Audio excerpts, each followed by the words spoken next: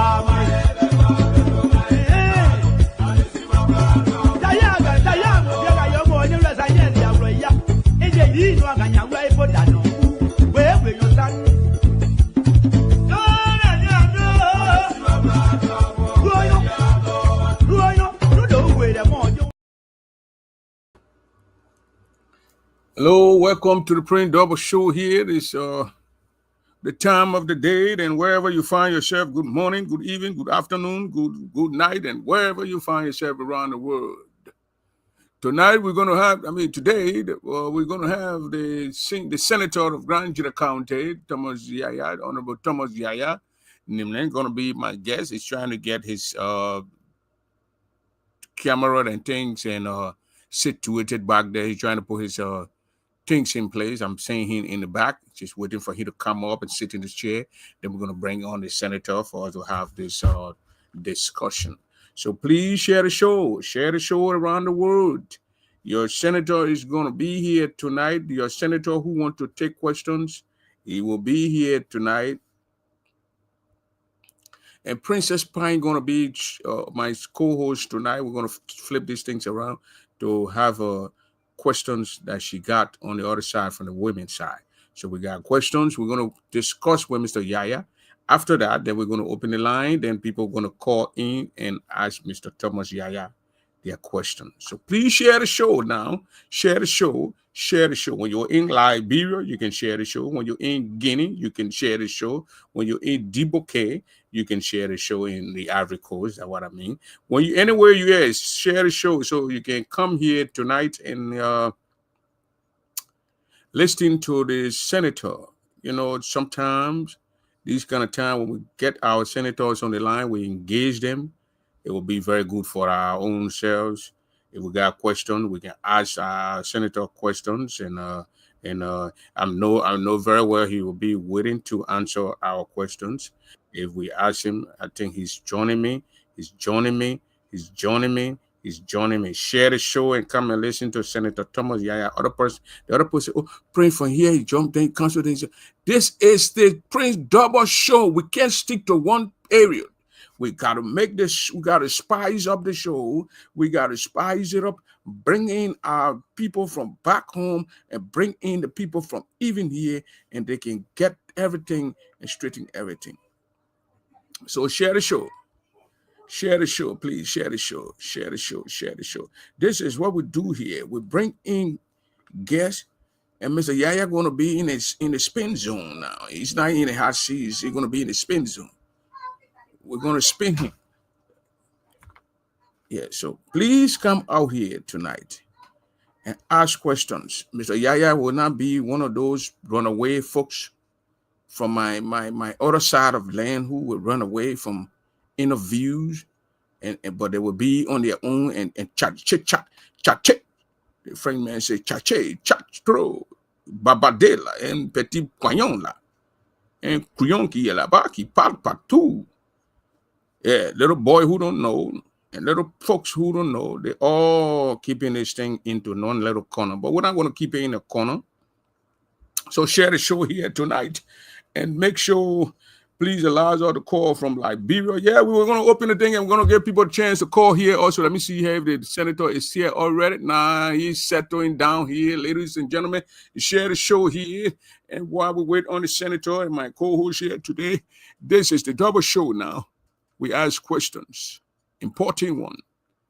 Those questions are down, and Honorable Yaya will be freed and straight up with us with these questions. Now we're seeing the honorable man over there. The internet in Liberia is killing us. It's killing us. It's killing us. The internet. Anthony Gay, hello, and Samuel and Samson City. Okay, you will make your impact. You're gonna make your impact on that too. The senator is there, Honorable Thomas Yaya Nimle. The internet is kind of making mess out of things here today, but we hope that the senator will get situated and he will come up here and he will talk to us. You know, we're not gonna make this thing lazy here, my people. We gotta make it spice up. Come up with your questions, and we will ask it, and the senator will speak to it. You know what I mean? If you know what I mean, you got to know what I mean. But if you share the show, you will do us a great favor by sharing the show. You know, if you share the show, we're gonna enjoy the show. Other people who probably sleeping or who don't even know that Prince Double comes on at 4:00 will see the show. And they would say, oh, okay, he's here. So the honorable man is here. The internet is a piece of little thing over there. Honorable Yaya?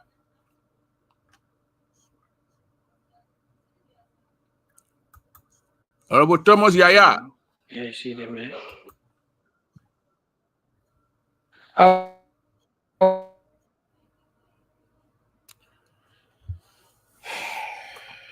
are you, sir? Yeah, How are you? I'm okay. And you?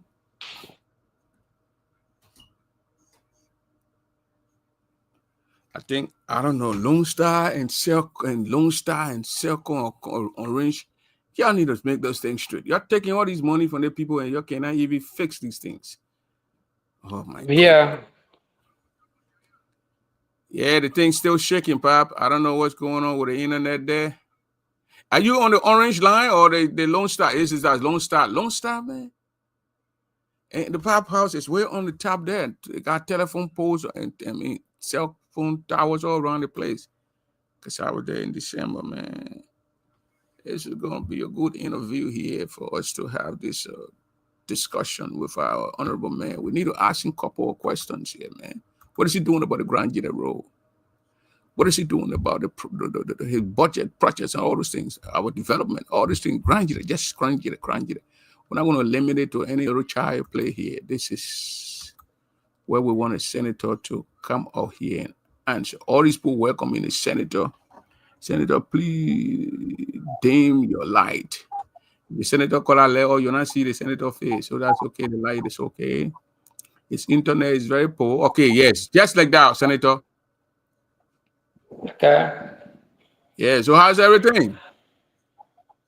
Well, doing great, doing great. I just came from Grand Jeddah 2 nights ago. Oh wow, you went down to see your people. Absolutely. I'm preparing to go to work on Monday. Oh, okay. So okay, all right.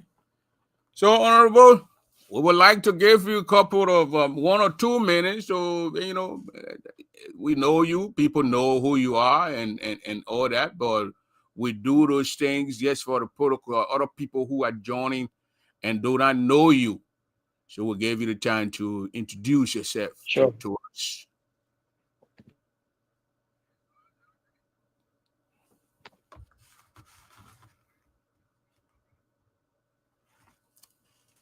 The internet, the internet, the internet.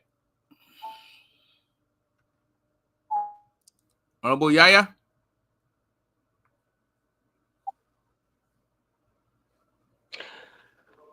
Well, thank you very much. My name is Thomas Yaya. I'm a junior senator. Um, and I hail from Grand Jeddah County, from Kunabo District, Kunabo Statutory District, Glio Tuabo Administrative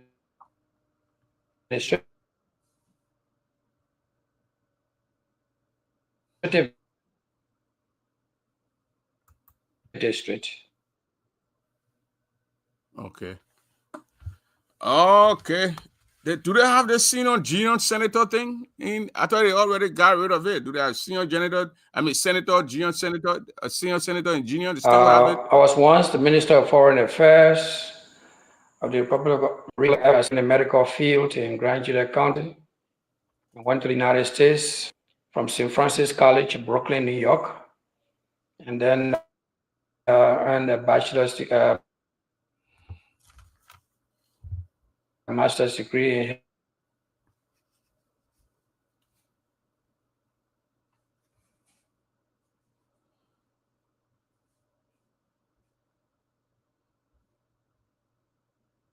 This internet not going to give us this kind of thing today, please.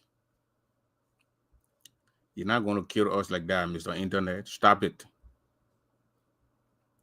I think we'll allow the senator to switch nightway from Lone Star to Celcom or Orange. I think that's the only way we can do it here. I will tell him in the back to do that pretty soon, so we can continue with this interview. We love it. We want to get this interview, and we don't need no wahala here. He's going again, and we this is like real here. This is not me. The show is on. The internet is all over the place. But I mean, the internet today in Grand Gedeh County was all good. Maybe that's the old man, the place he's living or wherever. But I mean, we saw all these things where they said the lady gave birth to Peak and the Peak and the Peak, and somebody gave birth to Peak, and then we saw all the news, and Grand Gedeh was on the map today, and everybody was just talking about Grand Gedeh, Grand Gedeh, Grand Gedeh, Grand Gedeh. All the news, all light, instead of them taking and verifying the story. And to me, I wrote there, I said, this is not real. I'm not going to pass around with this thing. It's fake, and it was fake.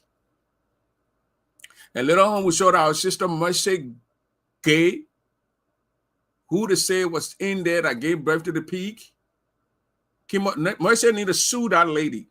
While we wait for the senator, and that was Mercy need to sue that or prophet or propheteer or whatever they call them that go around and have all these the scam thing that they're doing in that place with making money out of those people and all that kind of stuff. And then the lady came on and had an interview with Lloyd Fady and said, no, I did not give birth. I'm 6 months pregnant. How can I be 6 months and give birth? That's why I went to the hospital so the people in the hospital can see me and know it was not me who were there. And she clarified things there. 2-3 minutes interview was okay for the people to see and hear. But the story that came out of Grand Gedeh this morning, man, when you got internet popping out and flowing all over the place, that a crown woman have given birth to a Peak. The UP people were very angry because I don't know, they took the UP and put it on the P and the U and all the G and I and all the things. The UP people were angry that why these things happening on a Joseph Boycott. And then later on, we came on the story was not straight. The story was fake. We were waiting on the senator to connect. We try to call him back and see. But I mean, the story was so much not good for our county. It was not good for our county. When you have all these you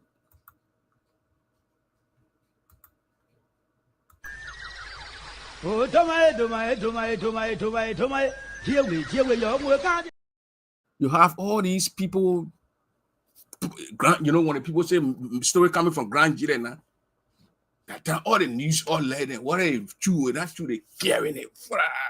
Well, look, the George Lloyd Fady did. We love the George Lloyd Fady did. Lloyd Fady chased the lady, grabbed the lady, and interviewed the lady. 5 minutes interview. Lloyd Fady Lloyd. He said, no, I will not make the thing to stop. I'm going to go and interview this lady and bring this lady out here and make sure that the people know that this lady who they say did gave birth to this or wherever, it's not true. And Lloyd did it. He did it. So we give all the credit to Lloyd here. We did it on our page. You don't people work they work hard for and you do it and you don't give credit to the person. That's illegal, and that's what a lot of Liberian journalists can be doing around here. They go, they do these things, and they do not give people credit. I give Lloyd the credit. Lloyd gets all the credit.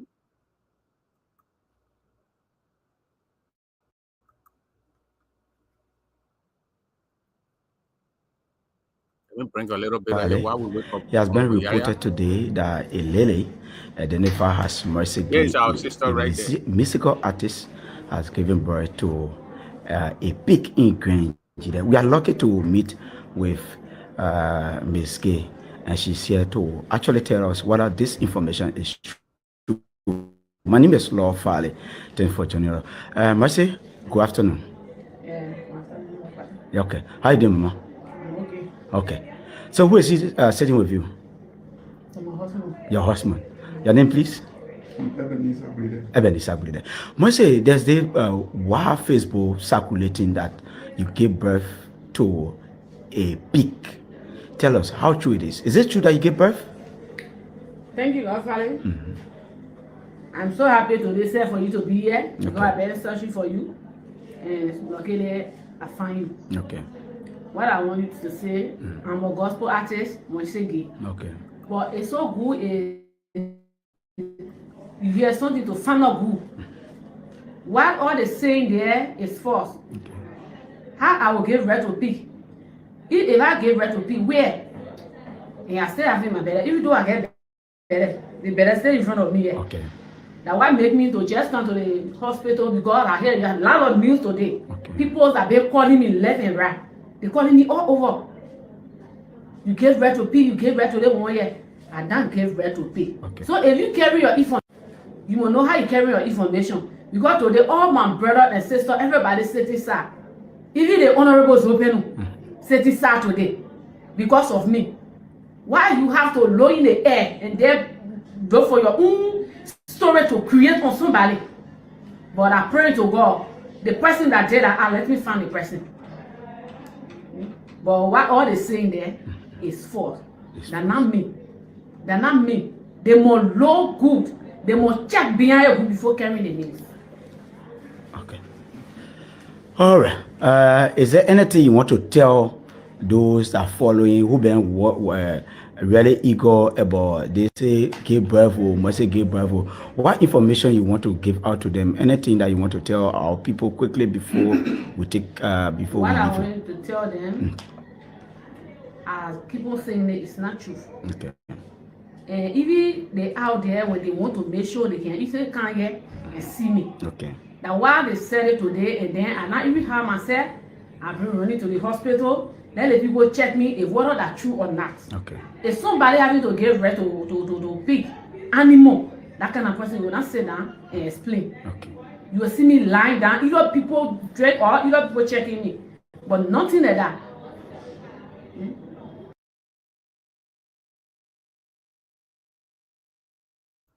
Again, that was it right there. The lady that I said gave birth to a pig in Grand Gedeh was there.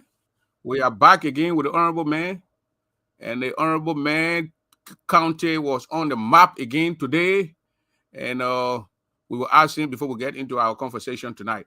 Honorable Yaya, I don't know what kind of internet the Pop is using that is very kind of bring trouble to this show. Pop Yaya? Senator Yaya?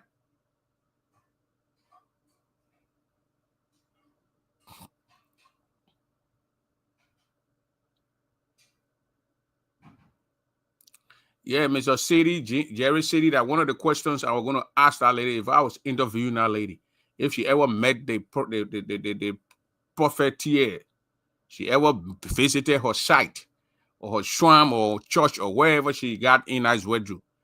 She know the lady? How come the lady just pop all her name and want to know the connection? And these were the hard questions that we're going to ask that lady. And we hope she can come on one of these days on our show so we can ask her these questions. Honorable Thomas Yaya, welcome back. Honorable Yaya, I think you need to change your internet. When you're using Lone Star, you got to change it from Lone Star to Orange or Cellcom or something, because that particular internet is trying to fade us tonight. We're going 27 minutes in the show, and the internet is 41 here again. The internet is very poor here. Yeah. Daniel saying so. The internet is very poor over there in wherever he is. I think Morovia or Zwoju. Honorable Yaya, you hearing me? You got to unmute yourself. You muted your phone. You got to touch the string and then unmute yourself. I did not mute you. You muted yourself.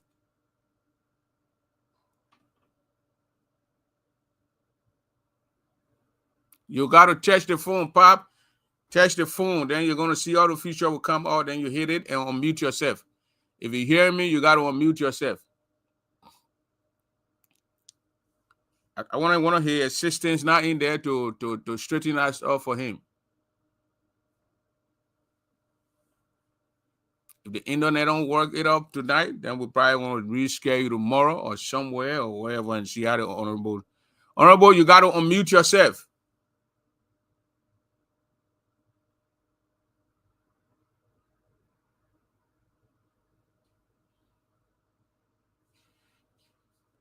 You are muted, Honorable.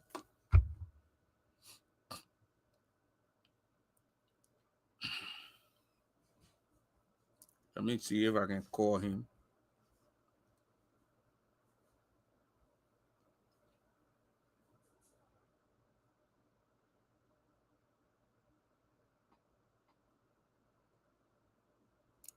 You are muted, Honorable.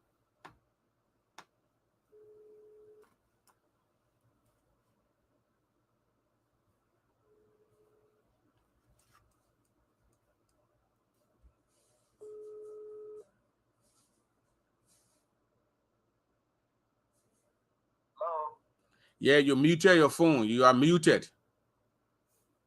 Touch the phone you're using the stream and then go to the mic and hit the mic.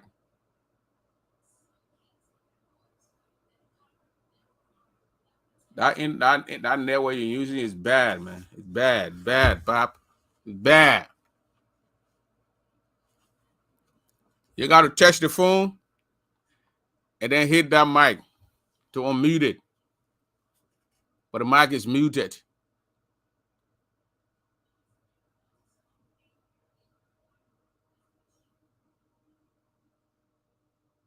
Okay, good.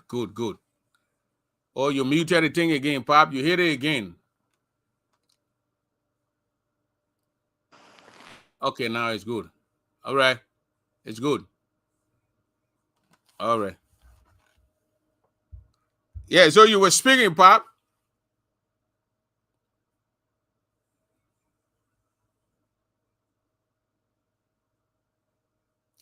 African liberal internet is not for fun. Honorable Yaya, can you hear me?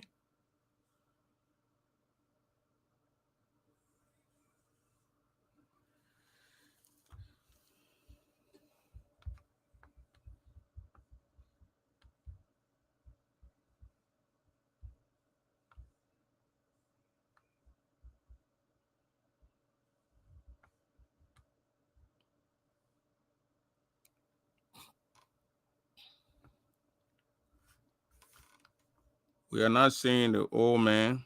The internet is having serious issue. So I think we're gonna call him and postpone the show. Hello? I don't know. I don't know that house have that internet issue or the network in that area not straight.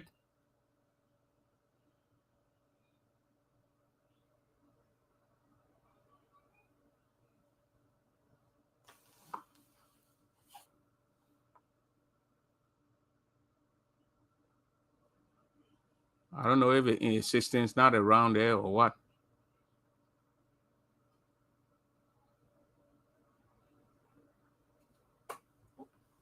We're not hearing you. We're not hearing you.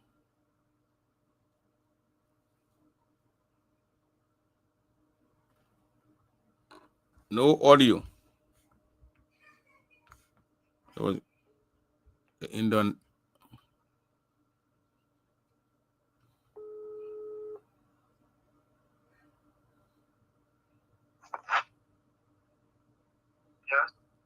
Yeah, Senator.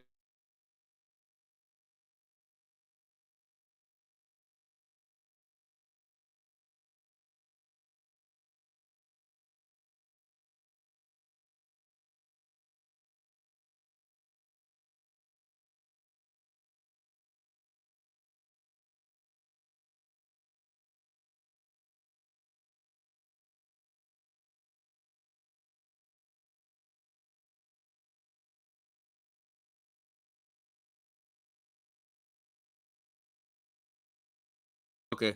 Try the orange. Try the orange. A Lone Star he on there. That Lone Star he on there. Starlink, yeah, he needs a Starlink. I'm gonna put a Starlink onto my house. They got that thing there. We got it on voice or Gedeh, the Starlink. You get that thing on there, you're gonna be cool and smooth and all that kind of a thing. All lawmakers should have Wi-Fi in their homes. In this, but I know, yeah, it's $60 for that thing, and you get charged it every month or you put on it. Maybe you go there and say $60. But to buy the box, I bought one of that box when I went to Liberia. They got a white thing. I can stand in from my push. It's all the way upstairs in my room. If I can stay downstairs, I still got Wi-Fi all around my house. I just put it on there and it's charged. I just put it on there and it's charged. Let's listen to our sister here. Who they say born pig. The woman says she not. Even things that will happen, more people will see it. But nothing like that.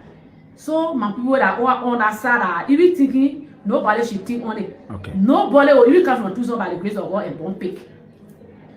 Nobody will born pig. Because God love you to some people. And God will not even allow it for it to happen. So I sitting down here, I still have in my bed. And even when it goes so far, the people say I was in my 9 months before I gave birth, but now I in my 1st month yet. Okay. And I even go to 9 months yet. Okay. Eh? Then they take that kind of news, they put it on me all over the world. But my own prayer, I pray to God, the person that did it, I carry my knee all over. If I found the person, they myself face the court. Mercy, thank you so much for talking to us. And so her name is Mercy Gedeh. Lord, should I ask that lady if she even went to that lady's church, even though she said when she find a person, because that lady there, she in that place, they say she got the big haladura or prayer lady thing. If she ever went there at any time to go seek any kind of help from that lady. Because why would a woman get up in the morning and say somebody born peak, patient, a Mercy Gedeh born peak? It don't make no sense to me. I told them, say that story is a level. And then people start asking me again, wait, me is a level. They think, I said, why, man, move from here, man. I need that thing to be, it got to be scientific something. And they got to tell me, doctor, then got to do DNA, that the blood on that pee, that the woman blood. And all I got to do before I believe I got to do, you can't tell me, say, somebody bomb pee and go get it and carry it to it. Where you not see that? That pee was full grown already, hair grown all on the pee. If that pee came from all of that woman there, would that pee loaded 2-3 months pee. That do that woman, church woman go take from your church, sung on a pee where she racing in the backyard, and she brought it and can't say that pee for photo can't jump on a piece to it. Men care grand you near you put it all in the place to the crazy people there. And you know, go. The woman bomb pee. Woman bomb pee. Where all that? Where all that? Okay, Papi, you straight now. You straight. Oh man, the other one ready again.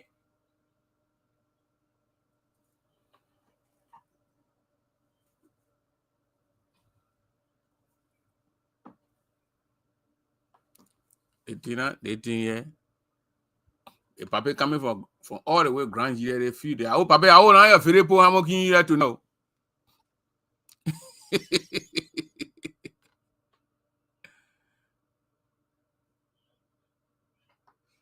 Yeah, why the prophet here call her name among all these pregnant women in Grand Gedeh County? Why only that one lady? So, Papa, test the thing. Your microphone is mute. If you can hear me, then we can continue with the show right now. If you can hear me, then we start the questions. I want to know about this Grand Gedeh Road, the Grand Gedeh Road, the road are leading to Grand Gedeh County. Road and infrastructure. That will be from the topic that we're going to start from with Senator Thomas Yaya of Grand Gedeh County. What concrete steps have you taken as senator to fix Grand Gedeh's road? And what timeline can the senator give us, Grand Gedeh, and say, Grand Gedeh citizens, you have 2-3 years, your road will be quota.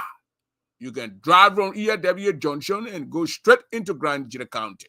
We want to know, like we want to know who owns the land. So we want to know, Pop, if you can hear me, Pop. Senator Yaya? The people of Grand Gedeh want to hear from Senator. The people of the world want to hear from Senator Yaya. The people from other part of the country want to hear from Thomas Yaya. The internet is killing Senator Thomas Yaya. Can you hear me right now? We are hearing you loud and clear, Senator Yaya. Good.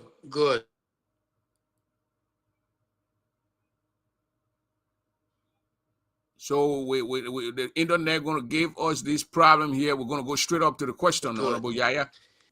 I don't know if you can hear me, but I can hear you. Your question Okay, is, what are we doing with the road?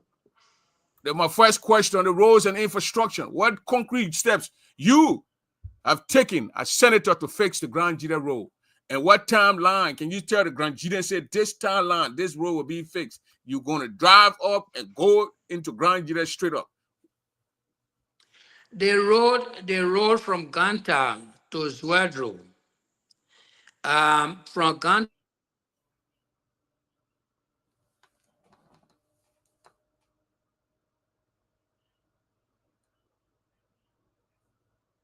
to Tapeta, the road is. Yesterday, 2 days ago, when I drove from Zwedru, it took me 8 hours from Zwedru to Monrovia. Okay. 8 hours from Zwedru to Monrovia. You're hearing it from your senator. Senator Zoe Emmanuel Penn said it. We beat on him here. The Quota Road is almost in Tapeta. It's somewhere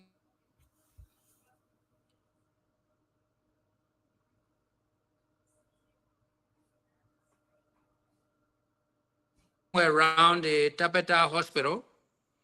And so the road is from Tapeta to Zwedru is 76 kilometers. The government has taken a loan from African Development Bank. He said the government have taken a loan from the African Development Bank In the amount of $76 million. And that loan has been secured.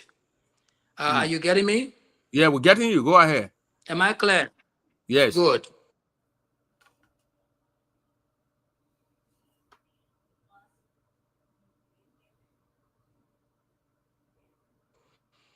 When you get a loan of $10 million, all that money from the African Development Bank, and that loan has also been secured. Okay. Senator Yaya, can I call you and then get played your From voice? Zwedru, the road from Zwedru to John David Town, the loan has been secured.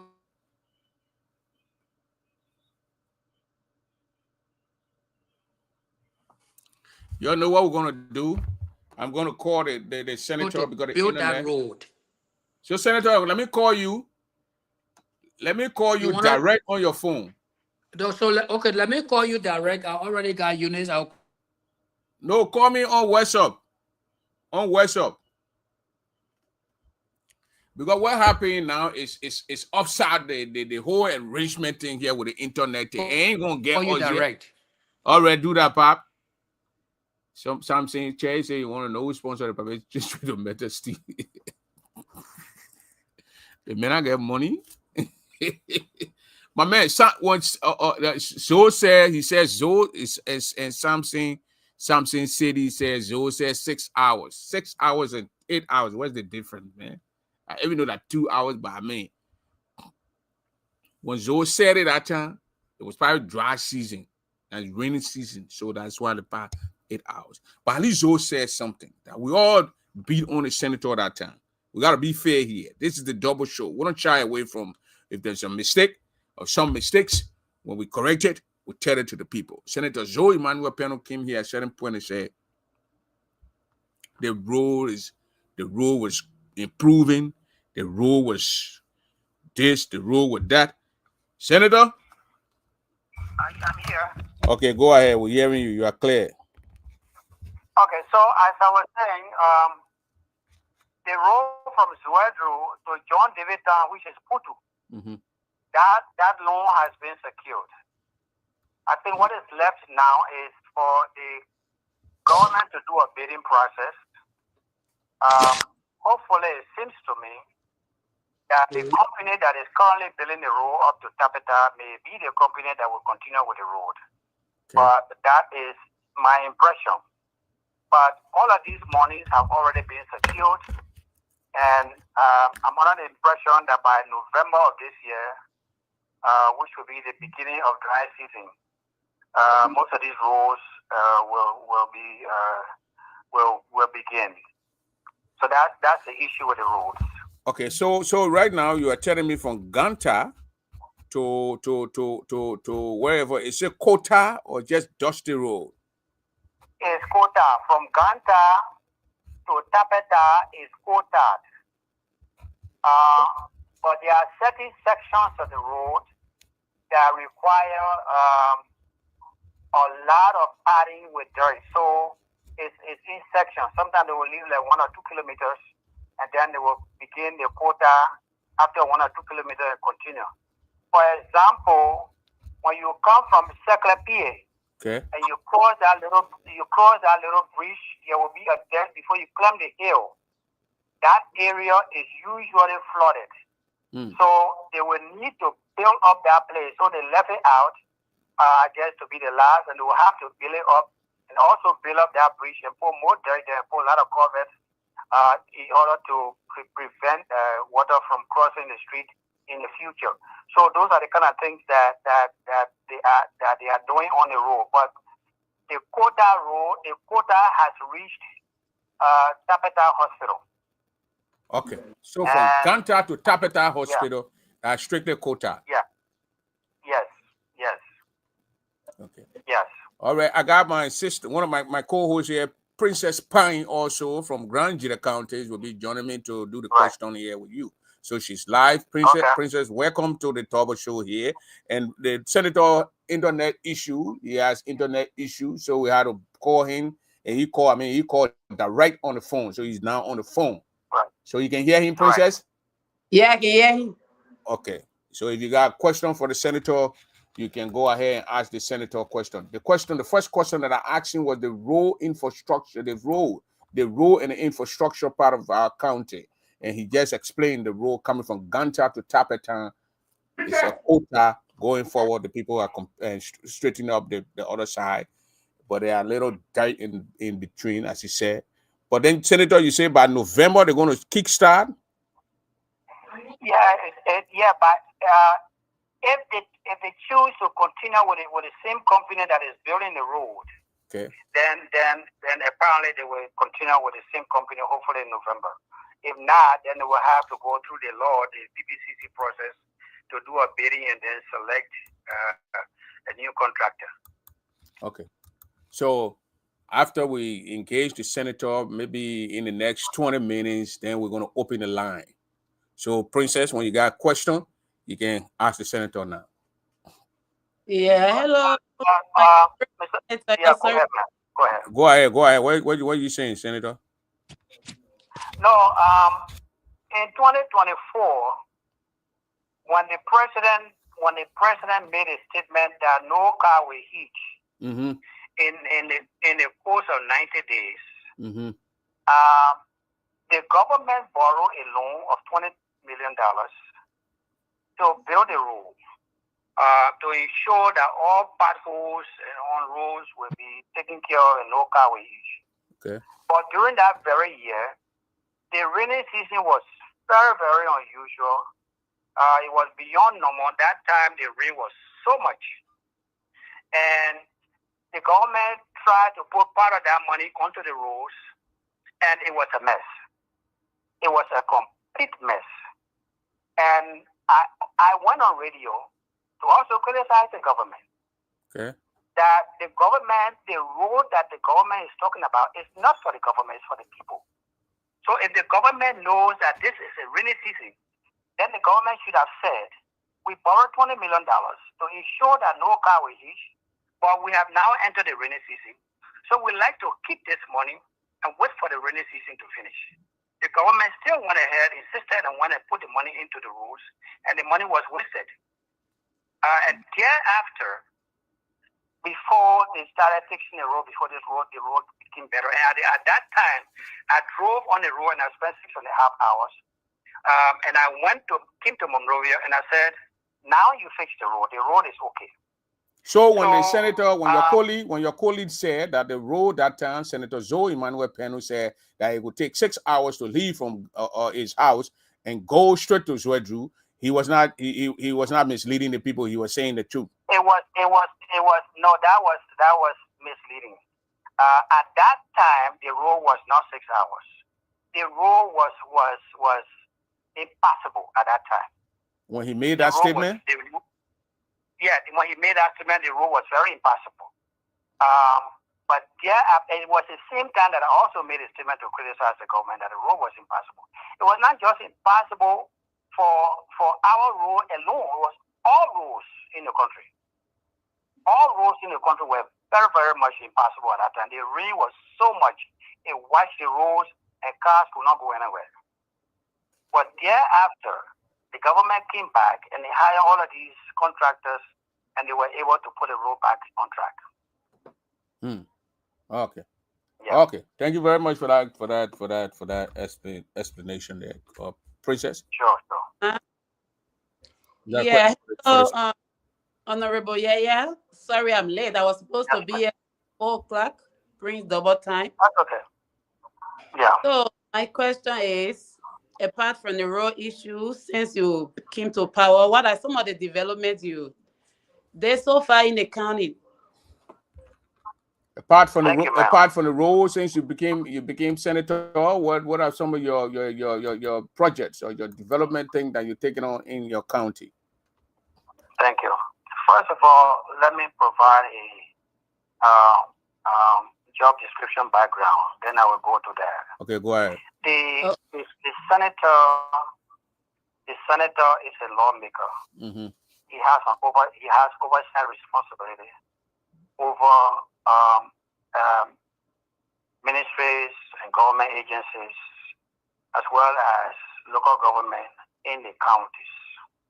That's the role of the senator. The senator also works at this moment, I'm a chair on labor. So all labor matters in the Republic of Liberia. I have oversight on that. So part of what we do is to go to investors, find out how many Liberians are you hiring, how many non-Liberians you hire, the non-Liberians you hire, the jobs that you give them, that you search to make sure that a Liberian is not qualified for those jobs. The government itself has hired people and they fire them without paying them. That is a violation of the law. Even though it's not part of the labor law, the government's civil service law is quite different from the Decent Work Act of the Republic of Liberia. The Decent Work Act deals with ordinary workers that are working with investors and companies.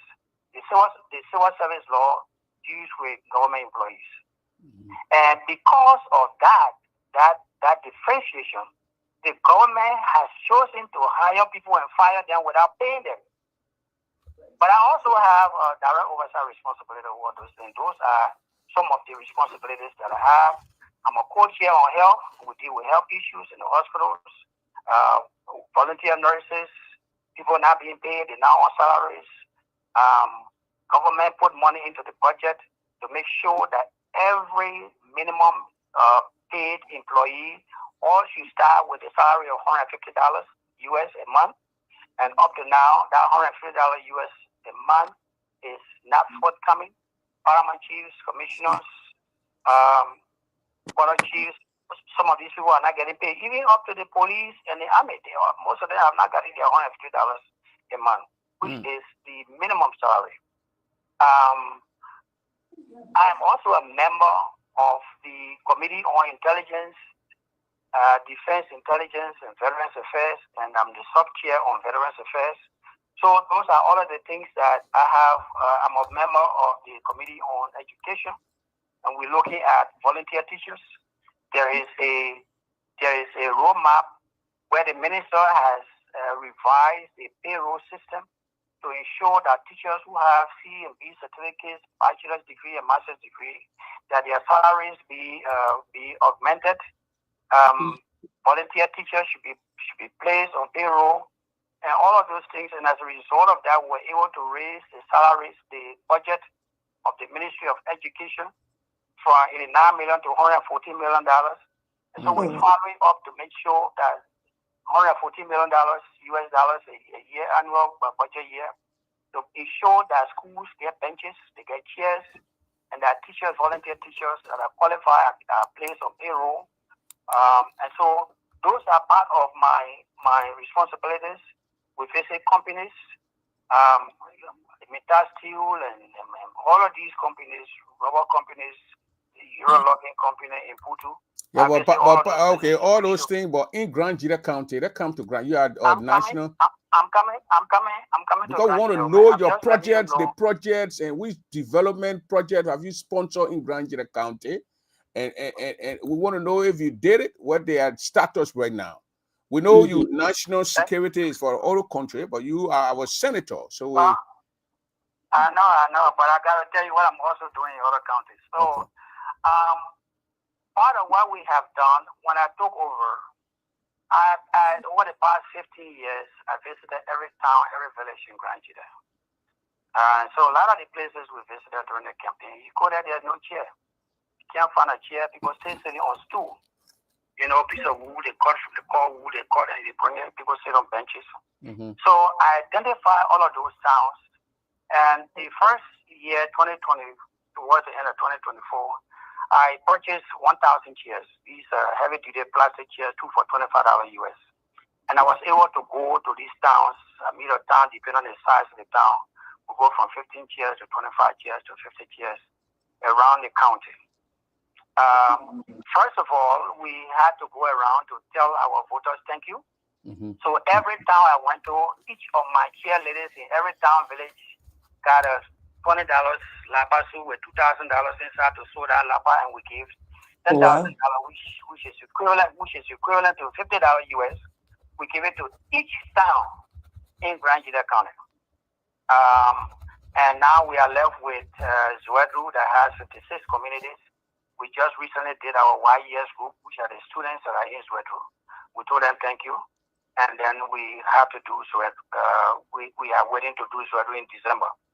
The next thing is we put into the budget, the government budget, to do because our people, our citizens expect a lot from us, and our salaries cannot do projects, cannot do development.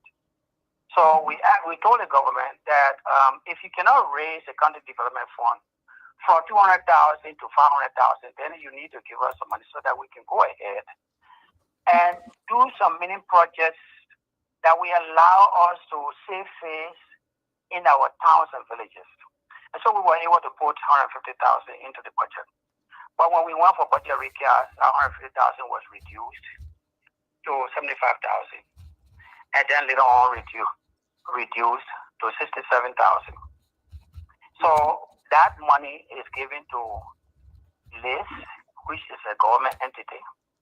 And the senator will choose a project. LIS will go and evaluate, go to the community, evaluate the project, find out whether the community needs the project. When they say yes, then they put on a list. And so we were able to do a project in Piaitawe, which is there's the first and second town when you enter Grand Gedeh County. We gave them a town hall with an office and one bathroom in the office and one outside bathroom with a camo. And we put tile in it, and we ran electric wires into the wall so that people want to do programs at night, they can just turn the machines, generators on, and plug in, and have programs at night. So we did that one project in Piaitawe, and we did a second project in Boreken, also a town hall. 2025, we've been having some, small political issues with Tucson. We went back to Tucson. Tucson wanted me to do, we had agreed on constructing a town hall. Then later on, they called me back and said they wanted a market building. So I went back there again and I said, I don't see any sign of anybody making market. I don't see any woman here having a market table. When government give us money, they want us to construct something on a basis of need, not what you want. So since I don't see any example of somebody making a market, we'll build you a town hall. That was a little political issue, but we agreed now that the town hall should be built.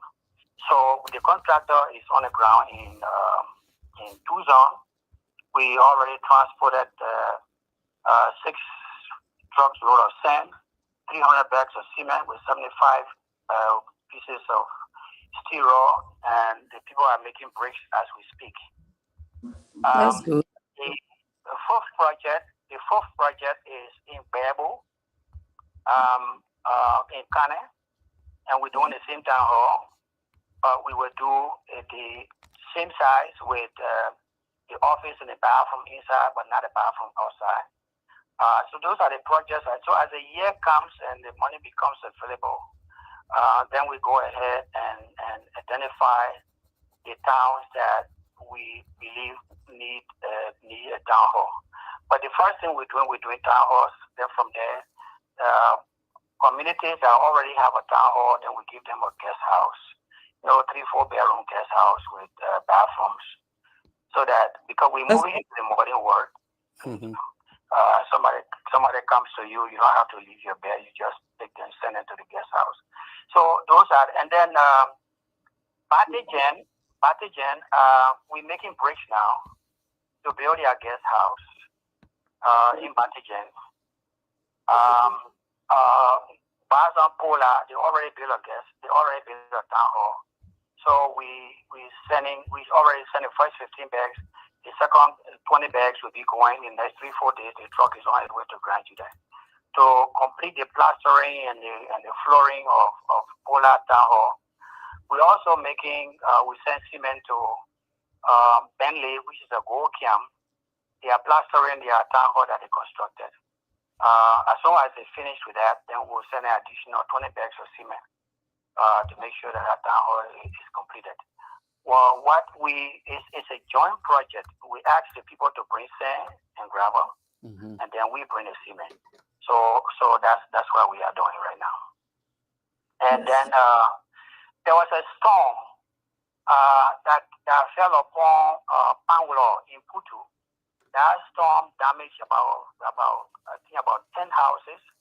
So I sent 40 bundles of roofing sheets there to be able to assist the people reusing their houses. So those are some of the things that we will want to call community development that we are carrying on there. Okay. All right. Thank you so much. And Prince, you want me to ask another question? Yeah. Sure. Okay. So the third question is land migration and security. How are you addressing land use and migrant farmers? We want to know. Well, let me say this to all of you in the United States. That issue is not my solution alone, because it is the whole of Grand Gedeh County that bringing this Burkina Faso to Grand Gedeh. This is not aliens coming in and encroaching on our territory and forcing us to come and take our forests. Every town in Grand Gedeh County, I guess right now with the exception of Putu is just beginning to assess a decision whether they want to do it or not. But every town in Grand Gedeh went to Ivory Coast and brought Burkina Faso. And I visited every town, including the very Putu that has not brought Burkina Faso, to inform them that the decision to bring Burkina Faso is going to breed trouble in the future. And that trouble that it will breed, we will not survive from it. Because you cannot bring somebody, you give the person 100 acres of land, from one person getting 100 acres of land. Obviously, you know that logic tells you that one person cannot brush 100 acres of land. So the person says, all right, I'm going to bring my people to help me brush it. So that person goes back and he brings 50 people. Obviously, 50 people will suit the number to brush 100 hectares because the person wants to plant the rubber on time. The cocoa on time. They bring their own colors. They bring their own food. They even end up feeding our own people who gave them the same forest. They turn around and they give them money, for giving them the forest or for allowing them to come and farm on the land. They buy their own food, they go back and they bring cocoa seed, they plant the cocoa grow, they press on the cocoa until the cocoa has reached the production level. So what do you do with that person? What do you do with that person? So I've been going there and telling them, you have to do a written agreement with that individual. You don't just bring them and say, let's do what they call in English, travail partagé. You work, then we divide. What are you dividing? I was just in Guabo, Dolaison, and Guabo, Solotan inside. I slept there to talk with the Mosi people. What are you dividing? Are you dividing the land? Because they are saying the Mosi people should take 60% and they take 40%. Because they are the ones that perform the hard labor.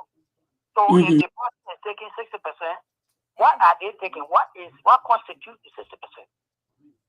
The Mosi people are under the impression that they are taking 60% of the land. And they are also under the impression that they believe that they have told the Mosi people that they're taking 60% of the cocoa. The serious disagreement right there. So I was there, I met with them, and I said, you're not taking 60% of the land. You're taking 60% of the cocoa. And the people said, no, that's not the agreement. Mind you, you go to a town. Now, take for example my town that has less than 100 people, and they brought 500 Mosi people. Oh wow! Every town in Grand Gedeh, the Mosi people outnumber the town owners by 3 or 4 to 1.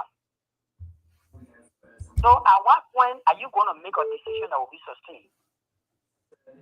So we have a dilemma. And so I'm going around telling people, don't sell land. The people want to lease the land. I said, don't lease the land. Because they proposed that to me and they said, we want to lease the land. I said, when you lease the land, you will lose. Because what if you lease the land for 25 years and the person you lease the land from passed away, and his son or daughter comes and you want to renew the lease, and at that time the cocoa price goes up and the person says, no, I'm not going to renew the lease with you, and you are here to stay. It is from that cocoa that you and your family will survive. What do you think will become of you?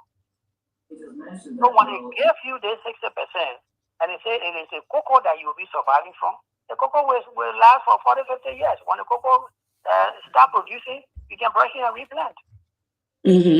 What you will need to do is to buy additional fertilizer so that you will get regrowth. So they said, well, then if that's the case, then we don't want that 60-40. Then let's take 50-50. So I will take my 50% and maintain it myself. Let them take their 50% and maintain it themselves. So I said, we don't have that expertise. We don't have the expertise to go ahead and maintain 50% of our cocoa farm and leave you and say, well, we'll give you our person. If you give me your person to work on my cocoa farm, that means I have to pay the person. So I might be coming down with a 35% or 30%. So I'm going to be the loser. But whatever the situation is, sit down and discuss it with the citizens, because I don't have a cocoa farm right now. Sit and discuss it with the citizens. Let them be satisfied. Let you be satisfied. The only thing I'm concerned about, I have been told that you are here to fight war. I look among you. First of all, let me ask you a question. I'm talking to 41 of you. 41 of you. Let me see a 30-year-old man. And only one person raised their hand that they are 30 years old. The rest are 15, 17, 18, 20, and 25. So I said, there's an organization sponsoring you. And I hope that organization that is sponsoring you, they have a very good agenda. And your purpose for coming here is to farm. But if you believe that you are here to fight war, you are in the wrong place. Because we just liberate, just coming out of war. And if you are living in this town and you threaten people, you jack anybody here, all of you come. When I come back here, all of you will lose your contract. You go back to your country. So honorable, you don't think there's a need for local radio stations and local or wherever they got in that whole Grand Gedeh to talk about this thing? If you bring the people, you can say, well, you're going to plant maybe rice on 100 acres of land, or wherever they call it, and you take 50% of the what we plant, not the land. You don't think our people are not educating the people? Our people there, the radio station need to educate the people, because if you can't come and say you come and take, you bring all these people and get 100 acre of land, you go probably make it 5 years time grand will be all Burkina Faso, Burkina Bees. Well, that is, you know, when I went to Zouadou recently, I heard from the gentleman, a travel man, Mr. Raymond Wuru. He was on the radio discussing that. Being on the radio is one thing. Going from village to village to explain and to educate the people is the best way. Radio stations are local radio stations. And as I've said to you initially, I visited every village in Grand Gedeh County, explain this to the people. They don't want to hear that. What they want to hear is they want Yakubu to believe that they'll be making money. To the extent that my family, for example, a person from my family will come and he alone will have 200 acres of land and will decide not to give me anything. So that's the fight that is going on between or among the families. They themselves are fighting among themselves. We, the Crown people, we are fighting among ourselves because our young children, those that are aggressive enough, are threatening us and they're taking the land away from us and they're giving it to themselves. Each person want to carry 2 kilos, 300 acres. And what I told them is, it's good for you to carry 300 acres alone right now and let your brother, your sister take nothing, because your sister is not considered part of the family. Since she married to another family, so she has nothing in her family. But let me say this to you.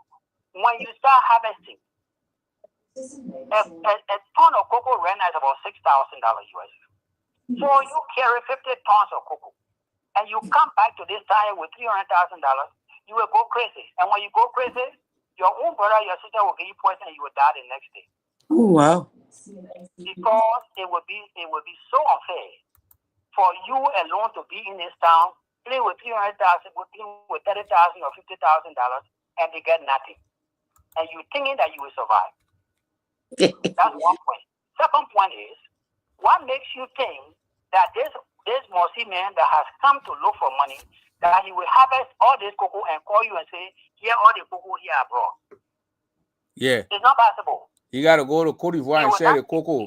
You're not going to bring you all the money. He will not play, because in the first place, you and I, we are Crown people, we are lazy, we don't want to enter the forest. So we sit down in town, we say, oh, I got my Morsi people in the bush. But you don't know what this Morsi man is doing in the bush. He can harvest this cocoa and take it here, and people, they take it again to Africa, and he come and introduce to you and say, we got 20 bags. I'm taking my 60%. Yeah, so you're going to be the loser. You're going to be the loser, You're going to be the loser. So our best bet here is to sit down with these people and do a contract. Do a contract in English, do it in French. Let the man take a copy. As long as you live here, you get 50%, I get 50% of the cocoa. And you just live here and live freely. The people say they came to live. They're not wanting where they did not come to firewall. And that's why I made a proposal and a recommendation in the House of Senate when we were confirming the Commissioner of Immigration.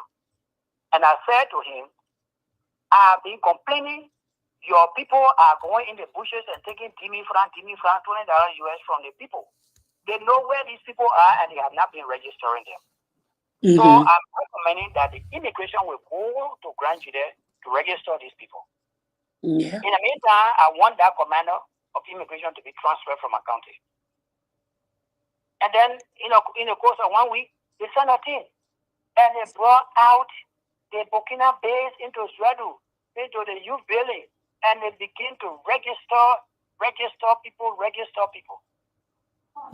So right now, I think a lot of the Burkina base have been registered. Okay. The next plan is to go ahead and issue them resident permit. Then I wrote the Minister of Labor and I said, please follow up on the immigration to ensure that they have given this full resident permit. All those that will receive resident permit should acquire work permit, because what they're doing in the bushes that they are working, they need to pay. They need to have work permit. And the people themselves, the people have agreed. Okay. I just met with the labor minister yesterday, and he said they will go there, and I said, wait, don't go there yet. Let me write the commissioner. Let the commissioner report to me how many Burkina Faso in Grand Gedeh. I will feed you with that information. You can use that information as a matter of information to go ahead and follow up and start giving people work permit after they have gotten their resident permit. Okay. But the issue of Burkina Faso is not a single problem. It's not a problem for a single individual. We have to talk to our own brothers and sisters all of this down. So that's my take on that. Okay. So are you in the future going to sponsor something like an education thing that will go to teach our people, like a radio jingle or something like that people who giving lands, they need to stop. You can bring the Mosi people, they get in, you'll get 50-acre land, you're brushed. They get, when the thing comes on whatever crops, they share it instead of giving the land. Would there be any jingle? The line is not open yet. If I open the line, I will put my number there. 1 minute, Senator. I'll put my number there and say the line open for people to call. So those who are calling, please start calling. When the line open, I will tell you the line is open. We got a question here for the Senator before we open the line. So, Senator, is there any jingle or something like on the radio that you guys, you are the caucus head. This is your county we're talking about. Do you have jingle on radios like you got Tap FM, Voice of Gedeh, Voice of Kunemo, Bazon Radio, Chien Radio, Chien Pai, got a lot of radio stations in Chien district, so you can get your citizens, educate them, awareness. We will discuss. The caucus is returning to work on Monday. We will sit down and discuss this matter. In my view, yes, a jingle is all right, but we need more than a jingle. I think we need a team of people. For example, if you have a team of people in Chiamenye, we have youth in Chiamenye. You go from town to town and talk to the people. That those of you who don't have radio, this is what is going on in our country. We have now agreed for the land. And I told them that when you buy land, you will lose. Because that land that you will buy or that you have bought, that land does not have a deed. Whatever document they will give you is not a deed. So you will lose. Okay. If the man that sold the land to you, when his son comes, he will take that cocoa farm from you. Okay. So I think we want to go beyond that process and let it be a person-to-person interaction in the towns and villages. A lot of people don't have radios. Okay. All right, Senator, let me go to this question here because I think 2 weeks ago, I brought the students from the Gusai, the Grand Gedeh student from Avera University. And they complained that they came here, we raised some funds for them, which of course there was not too much. What we could do, we did it. But they complained, they told the show that they had a budget that was put in the budget, and it will pass. And the superintendent, they complained the superintendent that he has some of the money, he's not releasing the money for the students to go back to school. That's why they called upon me, and I did that fundraiser, and we got some money. Some people even promised to give them $3,000 every year. But is it true, or have they brought this to your attention that the budget that will pass 2024, 2025, or whatever, that they're not getting the money? Yes, that is true. They came to me and they told me that they didn't get the money. So I told them that I don't even have a copy of the budget. I need a copy of the budget in order for me to speak with the superintendent. So later on, they brought me the copy of the budget, and the budget shows that the amount of $30,000 United States dollars was allocated in the budget, was budgeted for the students. So I called the superintendent and I said, what happened to the students' money? And he said he did not get it out. It was not allotted, it was not dispersed. So I said, okay. But then later on, the students came to me with another piece of document that the superintendent wrote a check to an individual or one of the students at the University Student Union from Grand Gedeh. He wrote a check of $1 million to that student to help that group of students that are attending the University of Liberia to pay their school fees. So I said, well, I needed evidence. So they went and brought me the cancel check from wherever they got it from. We are waiting as soon as we return. The Minister of Internal Affairs, at one point in time, we complained, all of the senators complained about their superintendents. That all of our relationship with our superintendents. So we call all the superintendents from the counties. Yeah. And they appear into the House of Senate. And I went on the floor and I said that you guys are running away with the various counties. And I'm not sure how far you think you are going. Because, for example, in my county, statistics shows that we have 215,000 in Grand Gedeh. And my superintendent alone believes that he alone can administer the activities of 215,000 people. And that is just a misgiving on his part. And I told you, Mr. Minister, that the citizens of Grand Gedeh did not want this man, and you're forcing him on us. You're forcing the man on us, and this is the behavior, this is the outcome. So here we are. The Senate, we just gave you 1 tooth. Every human being is supposed to have normally 32 teeth. We put 1 tooth in your mouth as superintendent.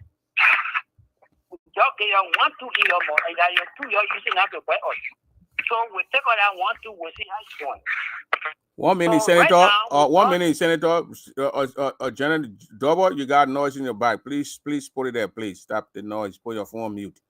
I'm going to open the line in the next 2 minutes, and then you can start calling in to ask the senator 1 question to the senator, please. Go ahead, Senator. Conclude. So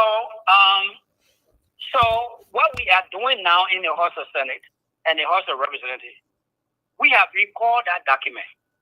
The county council document that gave the county council and the superintendent the authority to draw a budget and submit a budget. We are withdrawing that document and we are reviewing it. And as soon as we get back, it will come back on the floor and it will be approved on a different note. That the caucus should have complete oversight over the county budget after it is prepared. Okay. So this is where we are. And then we want to write the superintendent who has asked for reconciliation between the caucus and the superintendent and his staff. We'll write him to let him know that we are now ready for that reconciliation meeting with the Minister of Internal Affairs and the superintendent and staff. Okay. So thank you very much. Now on the line. Thank you so much, Honorable Yaya. So Prince, I think we're going to open the line now for people to ask the senator. Yeah. So we got 2 callers here. We got Jacob Double and Eliton Bobby Toady. So 1 minute, please. 1 question. Go ahead, Mr. Jacob Double. Thank you very much. 1 minute, 1 minute. The phone can take 5 people. So after the first phone call, I drop down, bring in the next phone. Go ahead, Jacob Double. In my 1 minute, if I had the opportunity, I can ask 5 questions. The senator answer. He said 1 question, so let me throw the first question. Honorable Senator, thank you very much, and good evening to you. Thank you.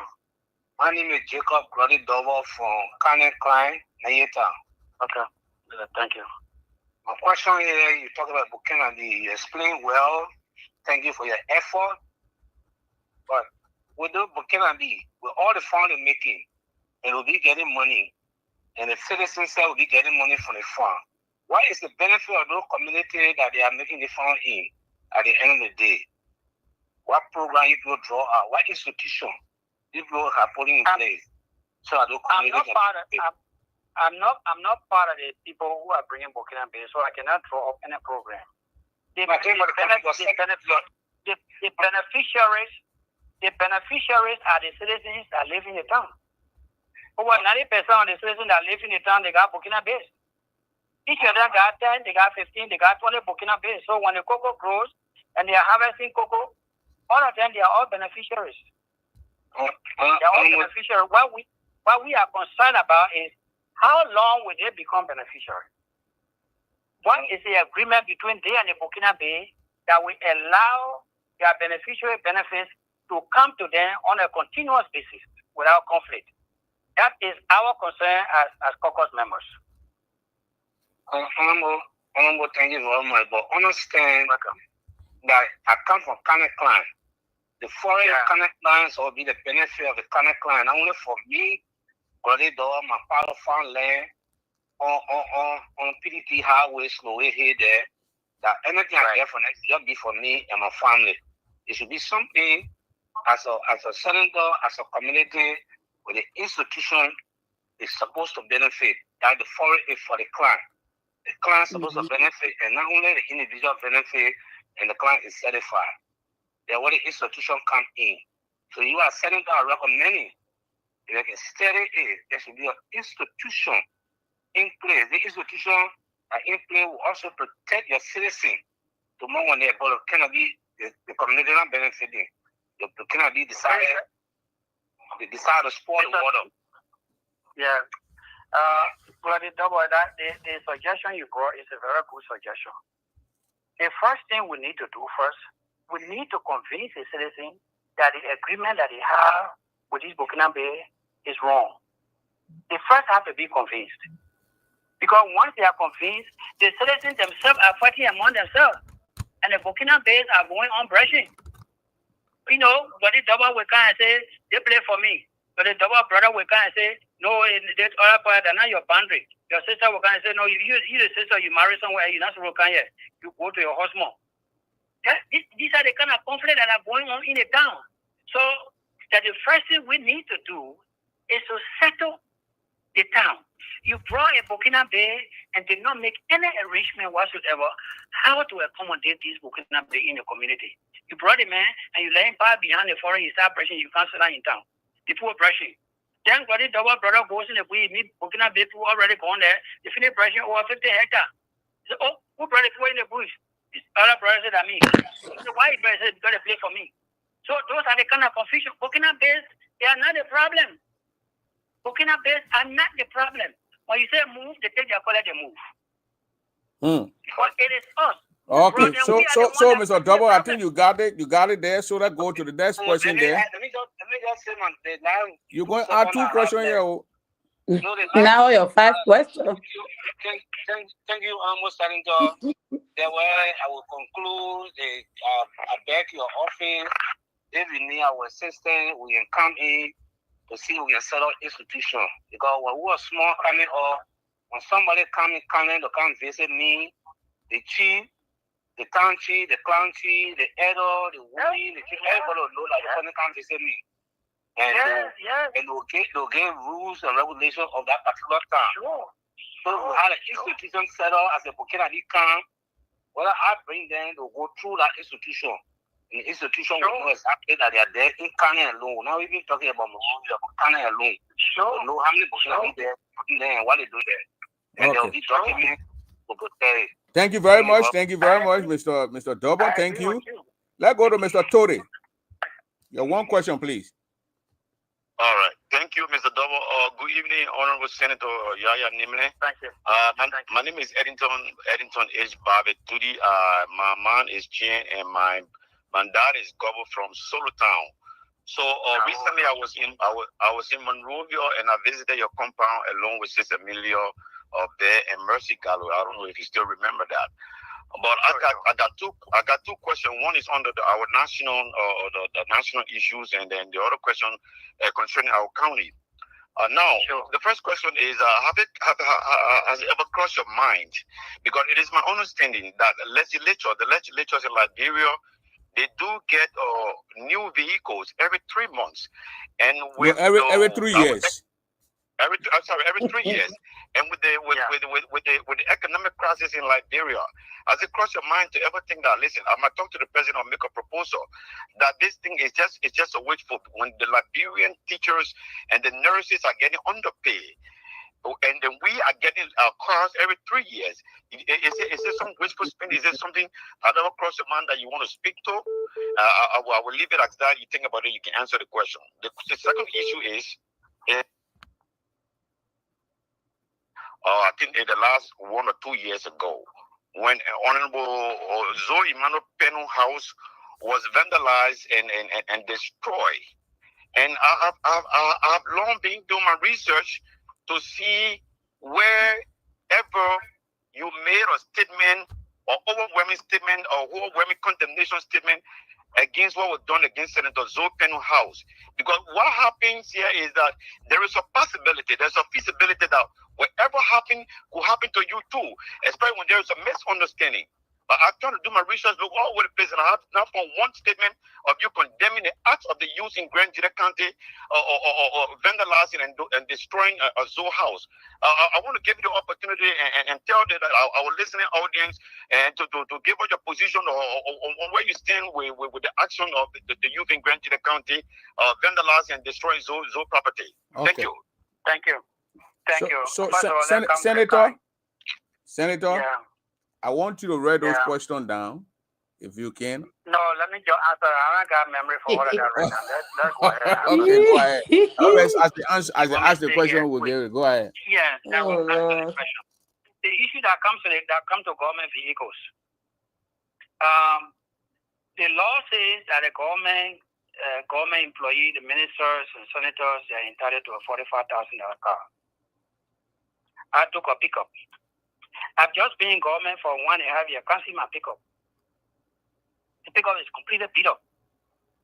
But where the roads are so messed up, pickup goes there.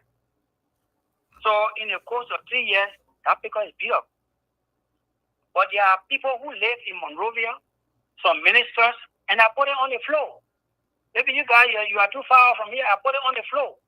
If the government law says, if the budget law says that every minister, with the exception of the president, the chief justice, if everybody is entitled to a $45,000 car, why are the ministers getting $90,000 cars? So I want to make sure, let the team go out there, let them go out there and do a survey. They did a survey and came back. There are some ministers who have $98,000 cars. And then I said that $98,000 car, the commerce minister then they punished him for having a $98,000 one. There are other ministers that got $98,000 car, and our commerce minister resigned today as a result of that. Mm-hmm. But my car is $45,000. It's a pickup. I need it because I know my Grand Gedeh road and I know where I have to go and I know the distances. But within the course of 3 years, that my Grand Gedeh car, it will be beat up. So if the government says they're going to give me a new car according to the law, I will accept it.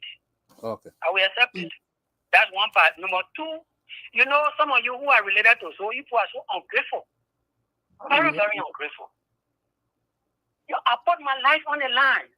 And the army man took his weapon unsafe right in front of Zoe's house.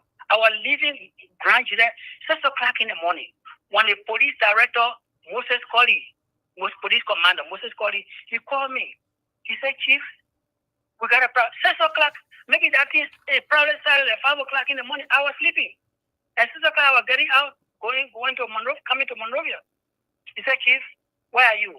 I said, I'm about to leave. He said, please don't leave. We got a problem. And I said, what happened? He said, you need to come on the road and see something. I'm sending my people to you in your yard. We got a problem here. The whole city is upside down. They have already burned the traditional building. The youth is upside down. So I called my team. I said, let's walk on the road. I'm not too far from the Kota road. I walk on the road, and believe me, the street was crowded. So I walked towards the crowd. The children said, Chief, you're walking towards the crowd. The children will hurt you. I said, they will not hurt me. They will not hurt me. And I walked straight in front of Zopene's house, right in front of his fence.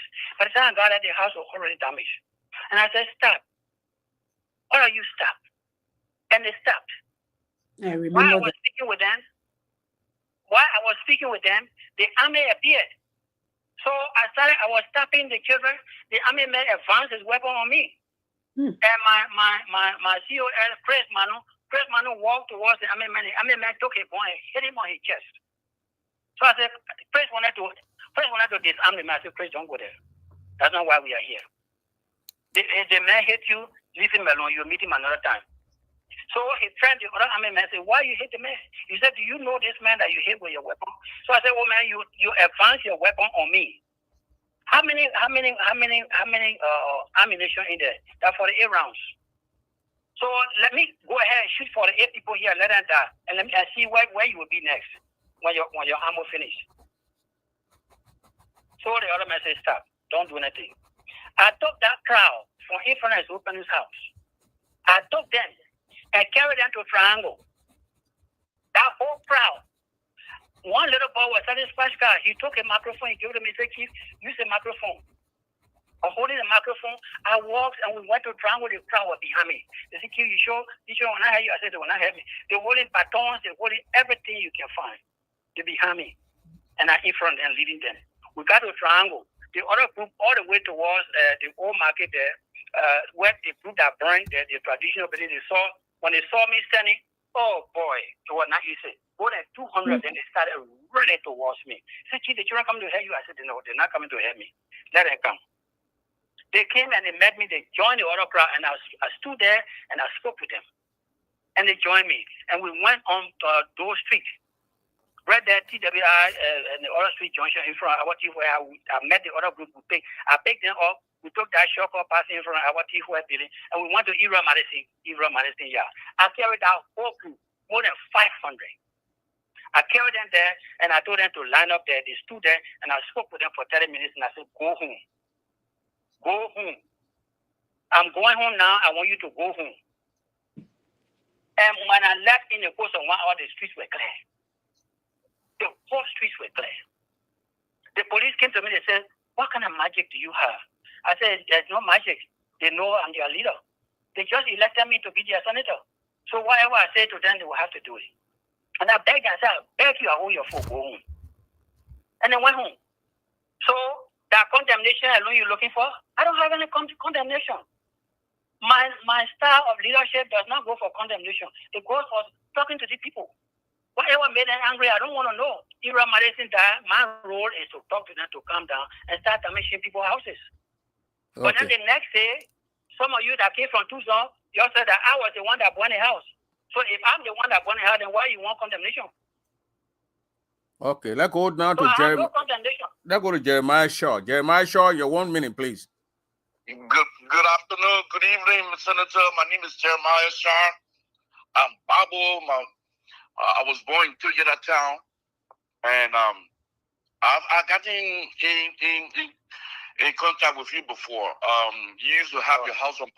I know you used to have your house. Can you ask your question? Oh, okay. On Pascal Avenue in Philadelphia, you used to have the house. But anyway, sure.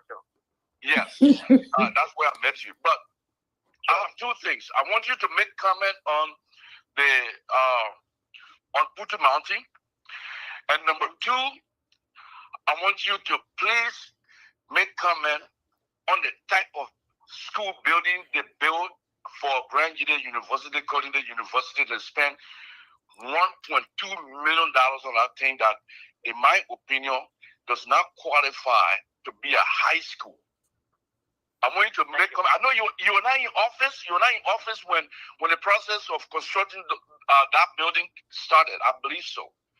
But can you make a comment about audit of people who actually saw about that building being constructed and then named it a university? It does not qualify to be a high school. Thank you. Thank you very much. 1 minute, Honorable, 1 minute. Mr. Shaw, I'm going to cut you off. You go and listen to it on Facebook. Okay, you can listen. When you ask a question, I'll take you off the line. You go, and then you can listen to the question, the senator answering your question. I think there are 5 people that people want to call. Go ahead, Senator.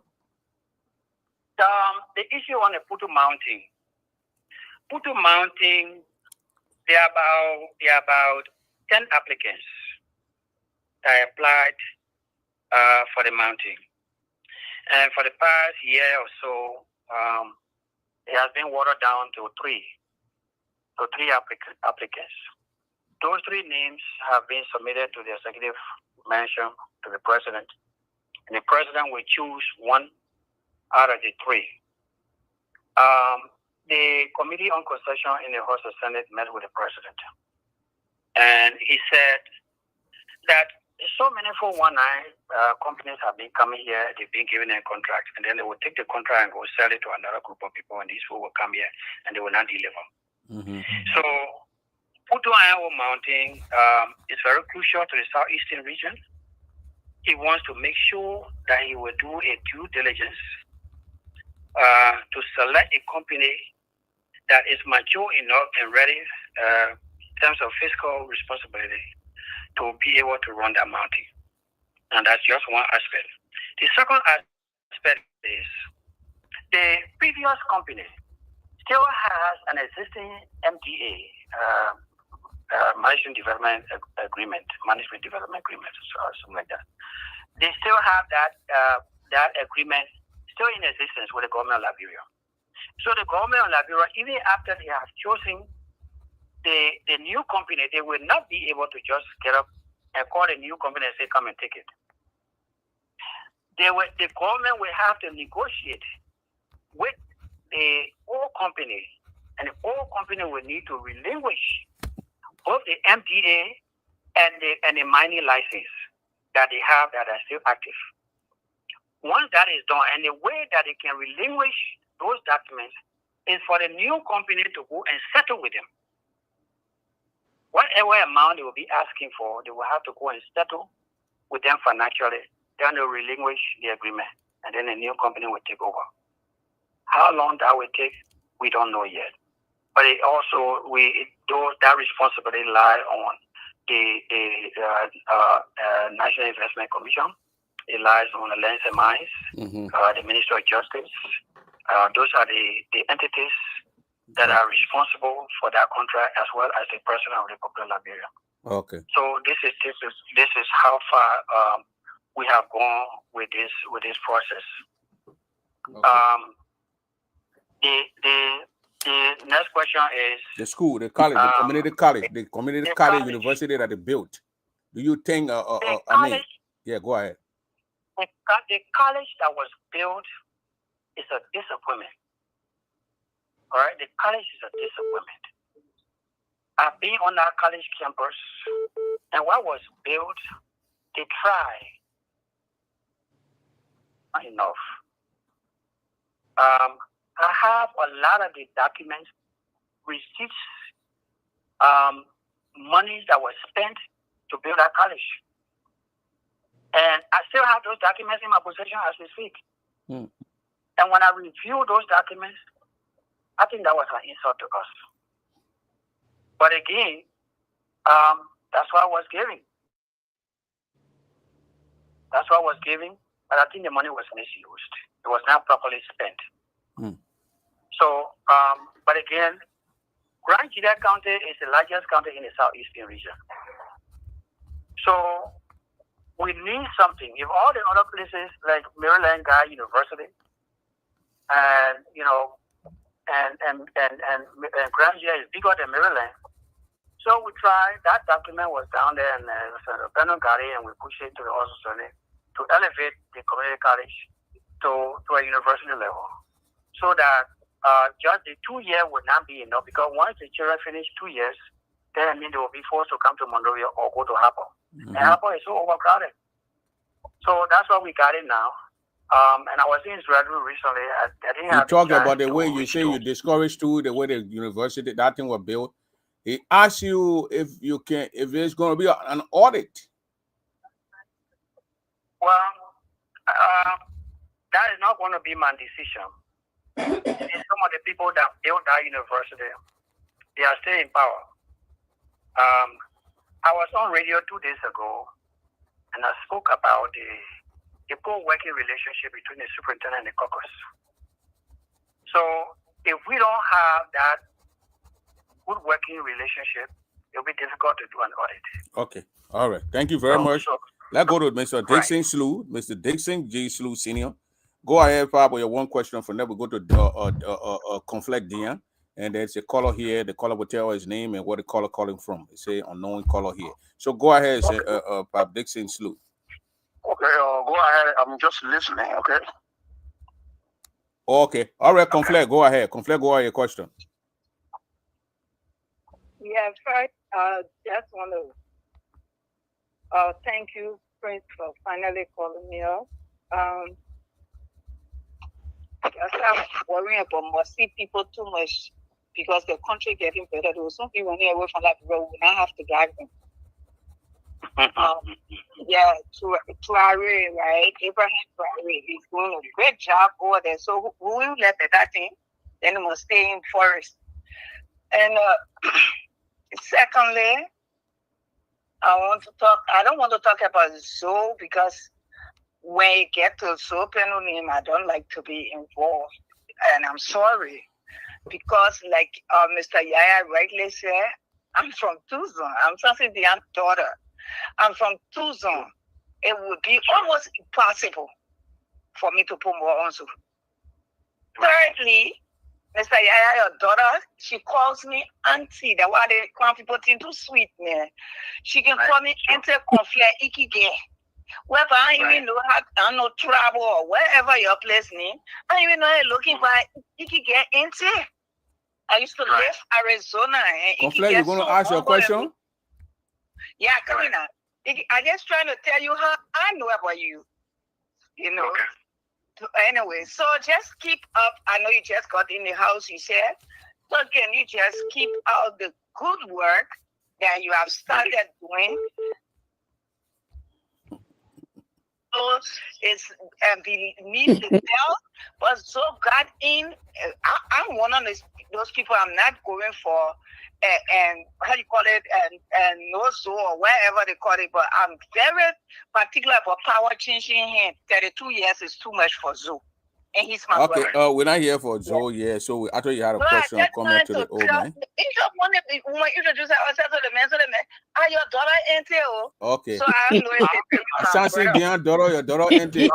Honorable Yaya, thank you very much. Yeah, his daughter, they call Iki Gashi in Arizona. Okay. Yeah. All right, I'll go to the caller here from the wireless number. Caller, what's your name? Where you calling from? Yeah, my name is Edward Todd, Mr. Dower. Go ahead with your 1 minute, Mr. Todd. Okay. Thank you, Honorable Nibla. My question has to do with Mount Gedeh. Okay. Gedeh Mountain, why the name is changed from Gedeh Mountain to Putu Mountain? Because the mountain is the one that the name I was counted after the Mount Nima. They are not changed Nima Mountain. And why Gedeh was changed to Putu instead of change to a tribe instead of the county? And what are you guys doing? If there's anything you guys doing to bring it back to where it was before? Thank you. You know that mountain, it first started with Mana River Resources. This was just a group of Congo boys who wanted to take advantage of making some money along with Richard Tobo at the time, who was the NIC person.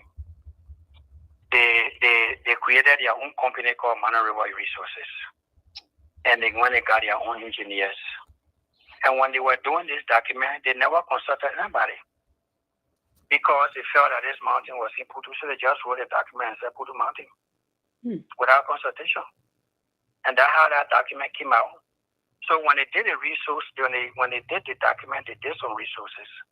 They tried to get engineers to go into the mountain to have an idea of how much the resources are and what is the grade of the iron ore that are in this mountain.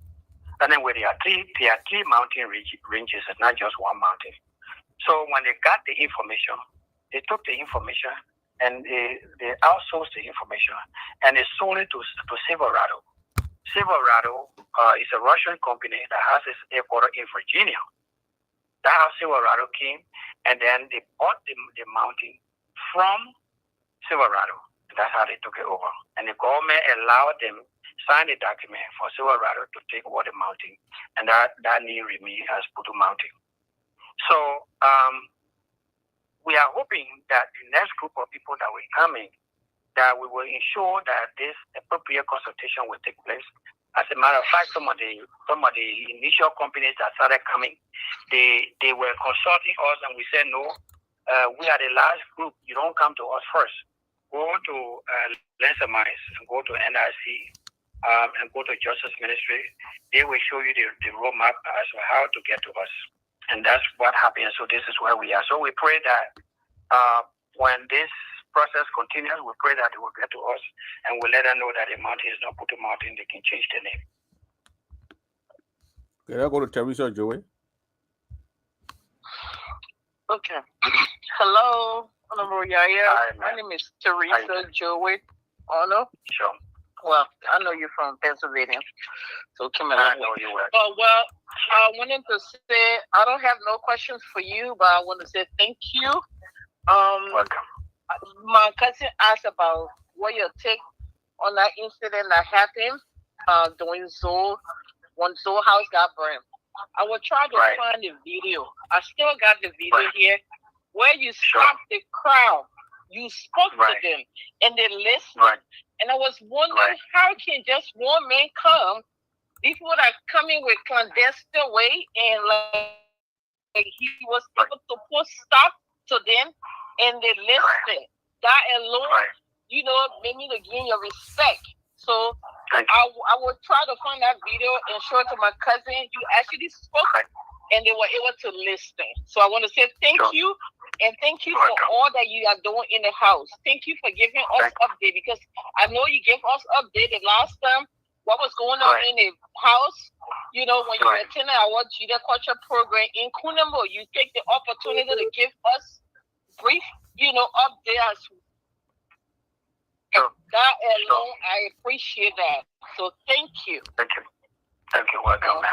Okay, thank you very much. Thank you very much. Now, okay, the calls here. Before we go to Mr. Jacob Double here, we're gonna go to our my panelists here to ask a question. Then from there we'll go to Jacob. We're gonna wrap this thing up because y'all know the honorable is on his line. He's on his phone. He's not there using a lot of data. So when you come, just ask a question and go. Let's go. You got a question there, sister? Yes. Yes. I got a question for Honorable Yaya, Senator Yaya. Your Honor speaking. Okay, yeah, he can hear you. It has something to do with peace and reconciliation. So, Honorable, are you hearing me? Yeah, hearing you. I can hear you. Okay. I can hear you. What actions are you leading to promote peace and stronger relation with neighboring counties? The lady want to know what action you are taking as your senator of Grand Gedeh County to talk about peace and reconciliation in your county and maybe with your sister, your neighboring counties like Nema County, Maryland, River G, and all those things. What? Well,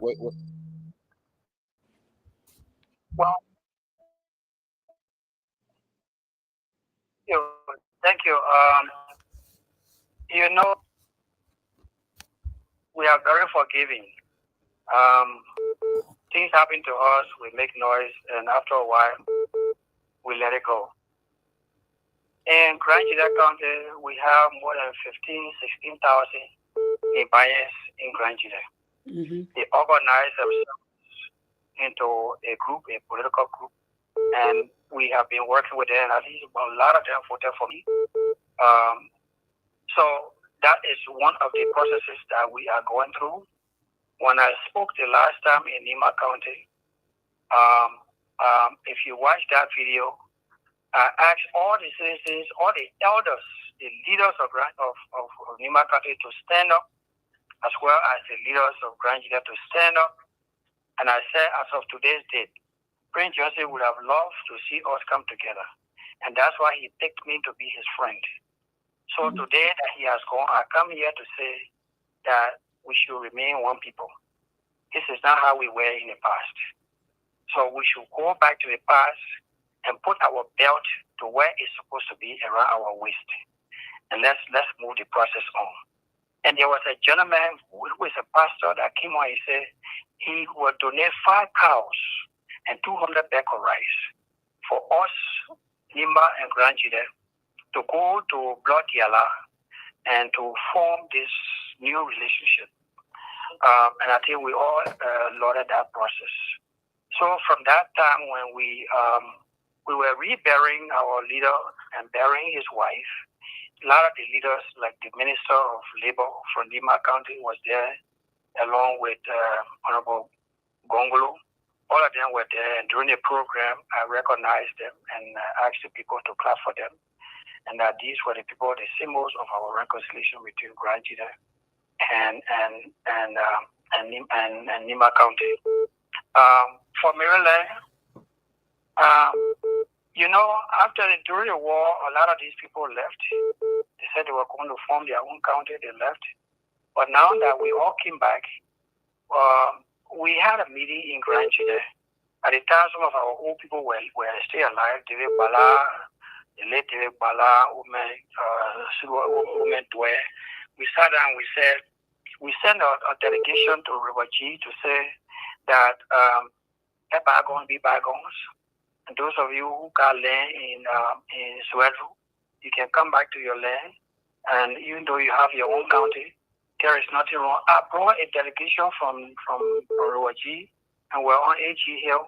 And I told them that this is the home of your father and mother. Your father and mother is Grand Gedeh County. So there's nothing wrong when you are mature and you're 18, 20 years old and you say, Daddy, I won't go to my own apartment. I don't think there's a problem. There should be no problem.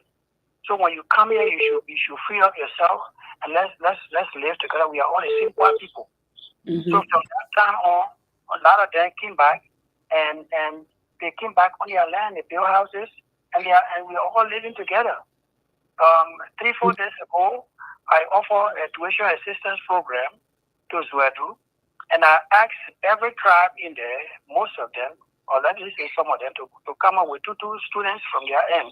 And they came up with 2 students, and so we have about 20 students that we are currently providing tuition assistance to, from high school to community college. Okay. So these are some of the things that we are doing. Okay, so we're going to go to Adina Solo 1 minute, Mr. Jacob. Thank you, Senator Yaya. So she said, thanks for answering her question. So go to Adina, Jacob, and Stanley Flan. Go ahead. 1 minute, please. Thank you, Mr. Dober. Good evening, Honorable.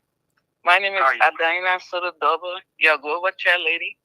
I'm so happy tonight that you're on this show, and I don't have a question for you. I just want to tell you thank you, for taking your time all the time to show to the Grand Gedeh that what you said during your campaign time, you were not playing, and you are not saying it because you needed a position.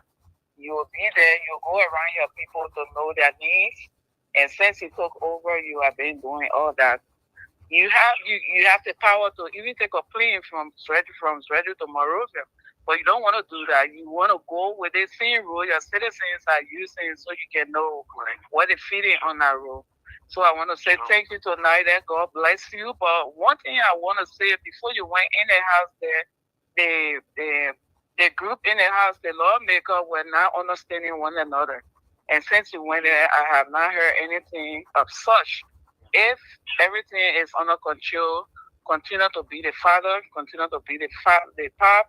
Not because you are junior senator, it's just the title. But if I check, I see you the older and more other than over there. So I want you to continue to keep that unity, and God will guide you and protect you. Thank you so much. Let's go to Mr. Jacob. The line is full, gentlemen. So stop calling. When I reduce the numbers, then I will tell you to call. So Isaac, Vice President Isaac, yes, I will call you, or you can call when I say. So let's go to Mr. Jacob Double. Then we go to Flying. Then we can and we're gonna wrap this up now because the senator be on the line for long. So go now, Mr. Double. Thank you very much. Thank you, Yaya. I'm back again. I hear what my niece just ended about the legislative caucus. I want to know the goal and objective of the legislative caucus, and what is the legislative caucus plan for Grand Gedeh County when it comes to development, When it comes to, you're talking about Masi people, you're talking about the needs of the county, the role and all that. What first the goal, the mission of the legislative caucus, their purpose, and what plan the joint legislative caucus have for Grand Gedeh County? Thank you.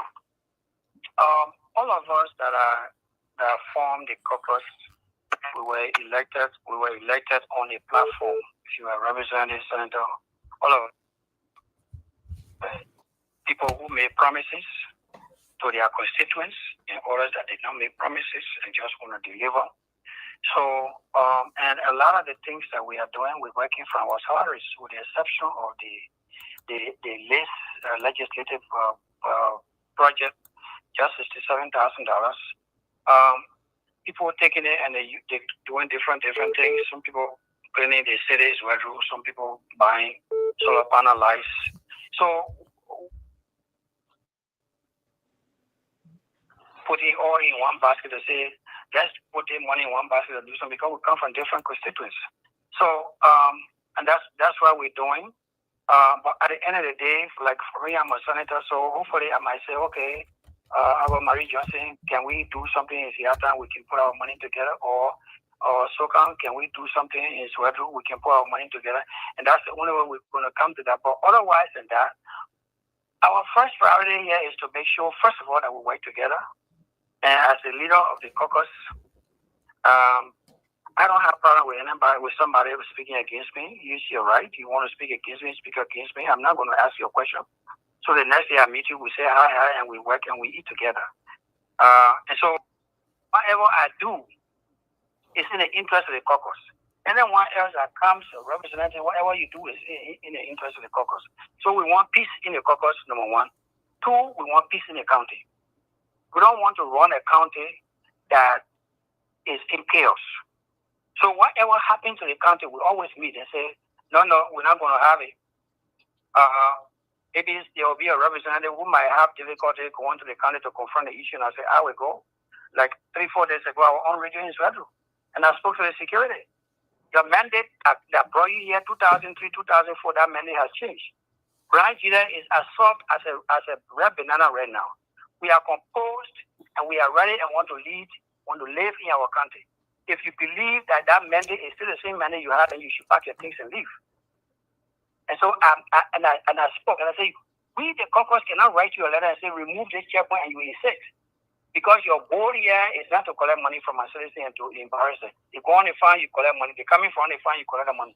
That is not what we want to do. But I will meet with my caucus, and whatever they say, if you don't move this checkpoint, we'll come here and move it. And that is the Galetown checkpoint. So, and I went and had a meeting with the security, the Seattle entrance. I met with them and I told them, those are the kind of things that we are working on. We want to make sure that the county is peaceful. Okay. That the security follow the mandate of what they are there for, to provide security to our citizens. Okay. So Senator, those are the first two. Yeah, go ahead, sir. Yeah, we're going to go to Stanislaw now. Then we'll go to Isaac, and I want the Grand Gedeh Association Vice President. We'll go to Mr. Joseph Uboti. Then from there, then you're going to conclude. My co-host if she got another question, she can ask you. Then you conclude on there. Then we'll wrap it up. We're going 2 hours now. Thank you. Yeah. So Isaac, Stanislaw. Go from Stanislaw, Isaac, and I then Joseph Uboti. Thank you, sir. Thank you so much, comrade, and also thanks to your co-host for picking up my call.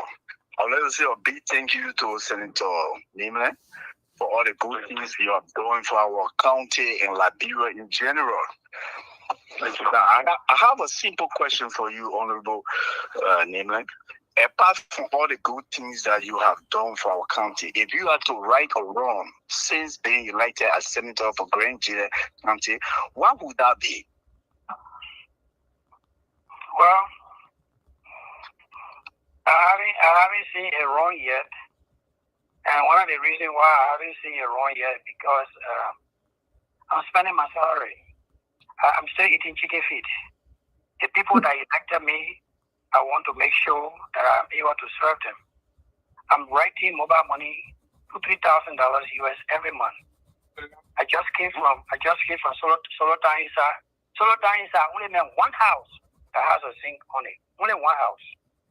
And I went there, I spent a night with them. I walked through the forest to enter Solo Town from Toledo to see the condition that our people live. And I promised to give them 50 bundles of zinc. Each person will get 5 bundles so that they can live on a zinc houses. So we're still spending our money yet to ensure that we make contact with our citizens. So I haven't seen that wrong yet. You are my mirror. You are my looking glass, the government says. So whatever I would have done wrong, you will have to call and tell me. As far as I'm concerned, I'm going the right way. Okay. Thank you very much. Let's go now to Mr. Isaac Yinawe.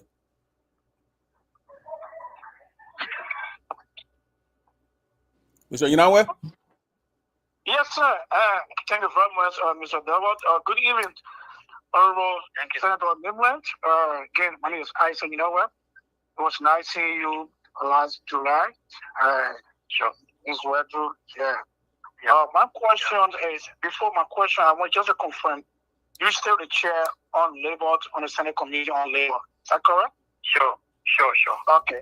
Yes, my question is in that regard, and specifically regarding the Burkina meat. I want to say thank you for inventorying every villages in Grand Gedeh for doing what you've been doing. My question is, this Burkina meat, they are not Liberians, they are foreigners. They come to Liberia, regardless whether it's in Sweden or in Grand Gedeh. They are foreigners. They come to Liberia or Grand Gedeh to work. What is the role of the government play in this? Because these are foreigners. They come, people at Grand Gedeh go to Africa, grab them and bring them. What is the role the government is playing, especially for you being the chair on labor on the Senate Committee? What is the role the government is playing to deal with this? Because this is a national issue, not just a Grand Gedeh. Today is Grand Gedeh County. Tomorrow it will go to Lima County. It will go to the foreign neighboring counties. What is the role the government is playing in regards to this Burkina Faso? Thank you, Mr. VP. Well, I think right now, the government has decided to pay some attention. This Burkina Faso issue didn't just come up. It came up at the time Honorable Marshall Dene was a senator, and he brought it up. And the government sent army to Tiantown to verify that these people were there, and actually they were there at that time. They have encroached on our land, more than 2,000 acres of land. They plant cocoa there, and they are still there. In my own mind, they negotiated with the county authorities at that time, and they are still there. They are harvesting their cocoa. So the government did nothing at that time. Today, the number has gone up, and we have brought it back to the attention of the government. So the government agreed with us and they now send immigration to go and register these people. So the first thing we need to do is to find out what is the number of people saying they are 10,000, people saying they are 15,000, some people say they are 48,000. So we need to find out what the number is. Once we find the number, the Burkina Faso are saying that we wanted to consider them as refugees. And they said, no, we are not refugees. Because when you take them on a refugee status, then they will have to be repatriated. So they said, no, we are not refugees, we can stay. Okay. So if they are trying to stay, and they are part of the West African citizens based on the free movement of the ECOWAS protocol from ECOWAS protocol, free movement, ECOWAS citizen, then we have to treat it as that, even though they don't have an embassy in Liberia. Mm-hmm. But they enter from Cote d'Ivoire, and so they also have Ivorian among them. So that's how we are considering them. But that's the first step. Know their number, and then find out who brought them, attach the name to the people who brought them, and then we give them resident permit. They will have to pay for it. From the resident permit, we have written also the Minister of Labor, and I met with him on Thursday. Thereafter, when I get the information from the Ministry from Immigration, I will furnish him a copy. Then he can use that copy, go back to Grand Gedeh, and start to enumerate those people who have been given resident permit, let them get work permit to live here. And I've been going around telling them that the only opportunity you have now to live in the forest and not live in town, because every time we go to, we don't see you. When you start harvesting your cocoa and you're making money, you must come to town. Anybody who refuses to come to town, then you don't want to live with us. And they all agree. So I told the town people you should give them a spot so they can go ahead and build their own community or build community amongst the existing community houses in the towns. Okay. So this is where we are. This is what the government's position. Okay, let's go now let's go to Joseph or Uboti. Mr. Uboti. Yes. Thank you. My question that I wanted to ask had already been asked and answered. So I'll just make a brief comment. Ms. Honorable Yaya, thank you again. I will take your judgment anytime, any day. You know what I'm coming from. You've been for a minute experience about government. And now you are in the Senate. So when it comes to the Burkinabe issue, I will take your decision anytime. But thank you again for coming forward and making your view known. And only people that don't know you, you know I know you and you know me. So I will take your view anytime. Thank you. Welcome. Okay, let's go to Boo. Is it? You got no question? No, I got one question. I got one question. This Mr. Slew, please. Oh, I thought you say yeah. Let's see again.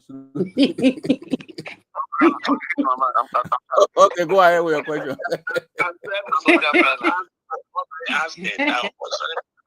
All right, Mr. Slew, go ahead. Okay, thank you, the host. Mr. Yaya is my brother, my son, everything. He and I grew up together. I just want to know, is there any development from Zwedru on the roadside, the road from Zwedru to Ziatown? No, there is no development there yet. As a matter of fact, I went to Grand Gedeh and I was not able to go to Kunabo because the road is very bad. Car cannot go there.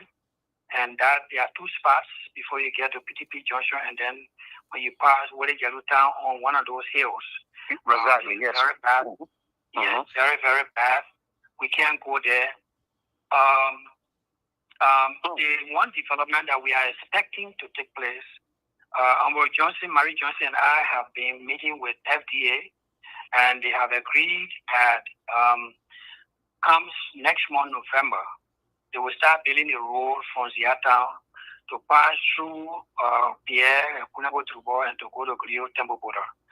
So now that we are back, hopefully next week, I will personally go to FDA office to find out whether this program is still active, because they have already secured $2 million from the German government to be able to protect the animals in the forest. And we, the citizens, are saying that if you want to protect the animals, you should give us a car rule so that we'll be able to change our economic trend.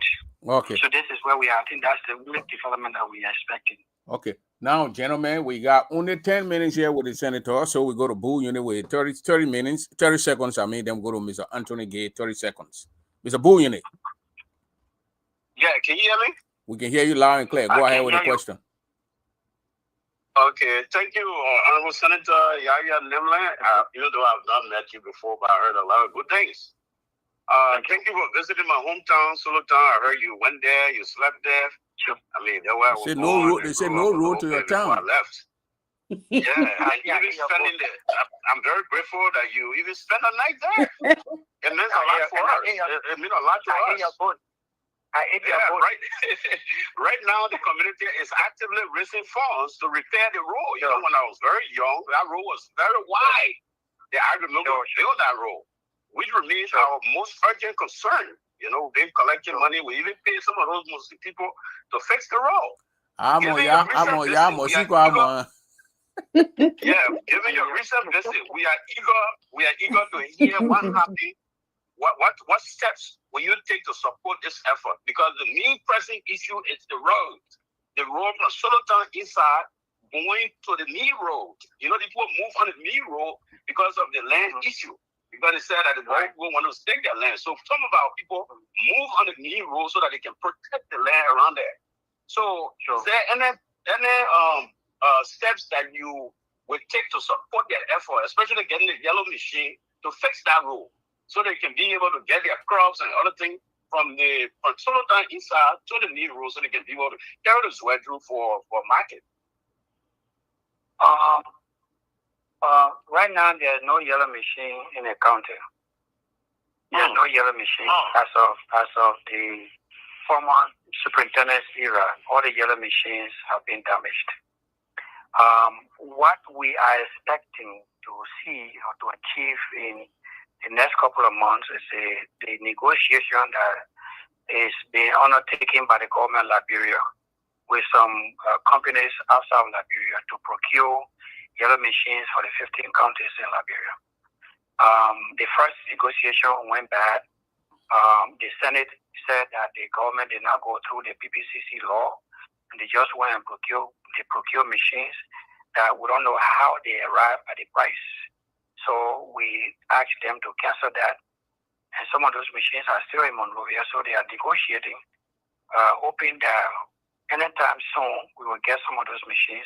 And once we get the machines, those machines will be designed to do our farm to market roads. So, if you lease a machine from Monrovia to the area that you are talking about, it probably costs you maybe $2,000 because you got to put a machine on a low bed to carry it. But you keep going in and out, going out. So 1 minute, Mr. Yaya. If you're on the line, you want to talk, please mute your phone. Go ahead, Senator. And if you take that machine, $2,000 to get to slow down on the road, you will have to pay. You will have to buy fuel, and they will charge you $500-600 a day to go on that road to widen the road. But maybe the road is not even the issue because the Burkina Faso already brushed the road. The problem there is the bridges. So some of the bridges, two major bridges. Yeah, those bridges there require actually real work. What they did there, they just put some, 1x10 plank on the road for motorbike to cross. So we need to just be patient because we are talking about your road. All roads outside of Zwadru are all closed. Okay. They are all closed. So it's those machines that we rely on to be able to open our roads. So when those machines come, then we can volunteer and say, okay, we'll give you 2-3 drum of you, go and fix this road. Okay. So I think this is where. So, just for a timeline in terms of the machine coming, do you have any idea in terms of the time? Be listening to the Unity Party government. They say they're bringing the machine, the 280 machine, and when it comes with our own carry bringing it in 2 years ago. Exactly. So exactly. let's go to Anthony Gay. Mr. Gay, go ahead with your one question. Then from there, they will then you handle it over there, Princess. You handle it, then wrap it up. Then the honorable wrap it up. Then we get out of here. Mr. Gay. Thank you very much, Prince. Good evening, Honorable Yaya. Thank you so much for taking out the time. I want to say thank you. You are very brave. You're courageous and ready to lead. That's why people that supported you for this, position we do not regret. I'm the former communication head from the diaspora. So I want to ask you one question because this is in your field. You are a professional in the clinical psychology area. So the issue with Zogo, and specifically, Grand Gedeh County, I'm told about 8 communities have been identified as Zogo community in Zwadru. I don't know how true it is. I don't live there. I've been acquiring. And what mechanism do you have in place to address these issues, especially Zogo in Grand Gedeh County? Thank you. The Zogo issue is not isolated to Grand Gedeh. The Zogo issue is a national problem. And that Zogo issue stems from the rampant sale of drugs, illicit drugs, in the streets that are being consumed by our children. The other issue here is that every drug sale in a community stems from an individual's house. And the person who is renting the house is the one that's selling drug. And the tenants that live in the house, the landlord knows the person that's selling the drug. And I've spoken to the people in Grand Gedeh. If you want the drug business to be taken care of, you own a house, all you have to do is to drop a dime on this person to the police or to DA, drop your dime and you call and say, this person in my yard, in my house, is selling drugs. But if you sit there and the person is selling the drug to the community, and our children are using the drug, then you are part of the problem. On the other hand, the DEA that's supposed to be working, DEA is not on payroll, they are volunteering. So in the event that they arrest somebody that is selling drugs, the person gives them $1,000 US, they will take that 1,000 and let the person go. So and I was at the head of Hospital Senate 2024. Towards the end of the year, I spoke in the Hospital Senate, and I spoke also on one of those radio stations. I said, the president drug war failed. We lost the war on drug. Because the president drug war is only based on interdiction. You're only stopping the people who are selling drugs. But you are not dealing with the citizens who are addicted to the drug and who have some diseases that need treatment. You put money into drug, you don't have a psychologist, you don't have drug program, you did not connect that whole drug program to a medical team that would take the children from the street and treat them and provide psychological counseling and the rest of it. You only calling DEA and police and immigration to start chasing drug dealers. So the program failed automatically. What we have done recently is to tell the citizens, if the DEA is not working, then let the citizens take it upon themselves to go in the streets and put out the drug dealers. That's what has happened and is happening now in Monrovia for the past 3-4 weeks. And drugs, tons and tons of drugs are coming out from various houses and various communities. and the government now got the encouragement to go ahead and buy 15 pickups. Just last week, they bought 15 pickups for DEA. And DEA is moving about trying to clean up a lot of these places. But we are also trying, as member of the Committee on Intelligence and Veterans Affairs, we met with a new team of leaders within the DEA, and we're trying to bring it down. There are about 1,600 DEA officers, only 600 are on payroll. So if you have 600 on payroll, they balance 1,000. What do you think they're going to do? They will allow drugs to be sold in the community. But you tell people there to go after drug dealer and you're not paying them? And I've gone already and I said, you the police officers and the immigration in the place there, you are the one that are encouraging drugs to be sold in the communities. Because you know where these drugs come from and you know who are selling these drugs here. So we'll try to reduce that list to at least 950, try and put all the 950 on salary and try to, increase their salary a little bit and give them the tools to go ahead and start working. Okay. But I think the drug problem is really supposed to come from the community. It should be a community problem. Okay. And that's the education we are giving the community right now. Okay, let's hear from my co-host here. If you got any question, you can go ahead and ask. Yeah, I got one more last question. Thank you, Senator Yaya. I'm very impressed listening to you tonight. You really want to ask that question, Madam Pine, or we can conclude? Oh, we can conclude? Yeah, we can conclude. Okay. I want to give my number to Yaya. You want to give your number to? Yeah, it can be done differently now. When we stay on the line, Mr. Slew, let's finish with the show. Yeah, let's finish with the show. You got any concern? You can go ahead and ask a concern. Yeah, let me conclude now. I think the senator been here now for more than 2 hours, right? Yeah, 2 hours. Yeah, so thank you so much, Senator Yaya. I'm grateful and honored to be on the show here with you tonight. Listening to you, I'm very impressed. I must commend you for your great work. Continue to do what you are doing. Continue to do the needful, and you have nothing to fear. But I have a statement on the Burkinabe.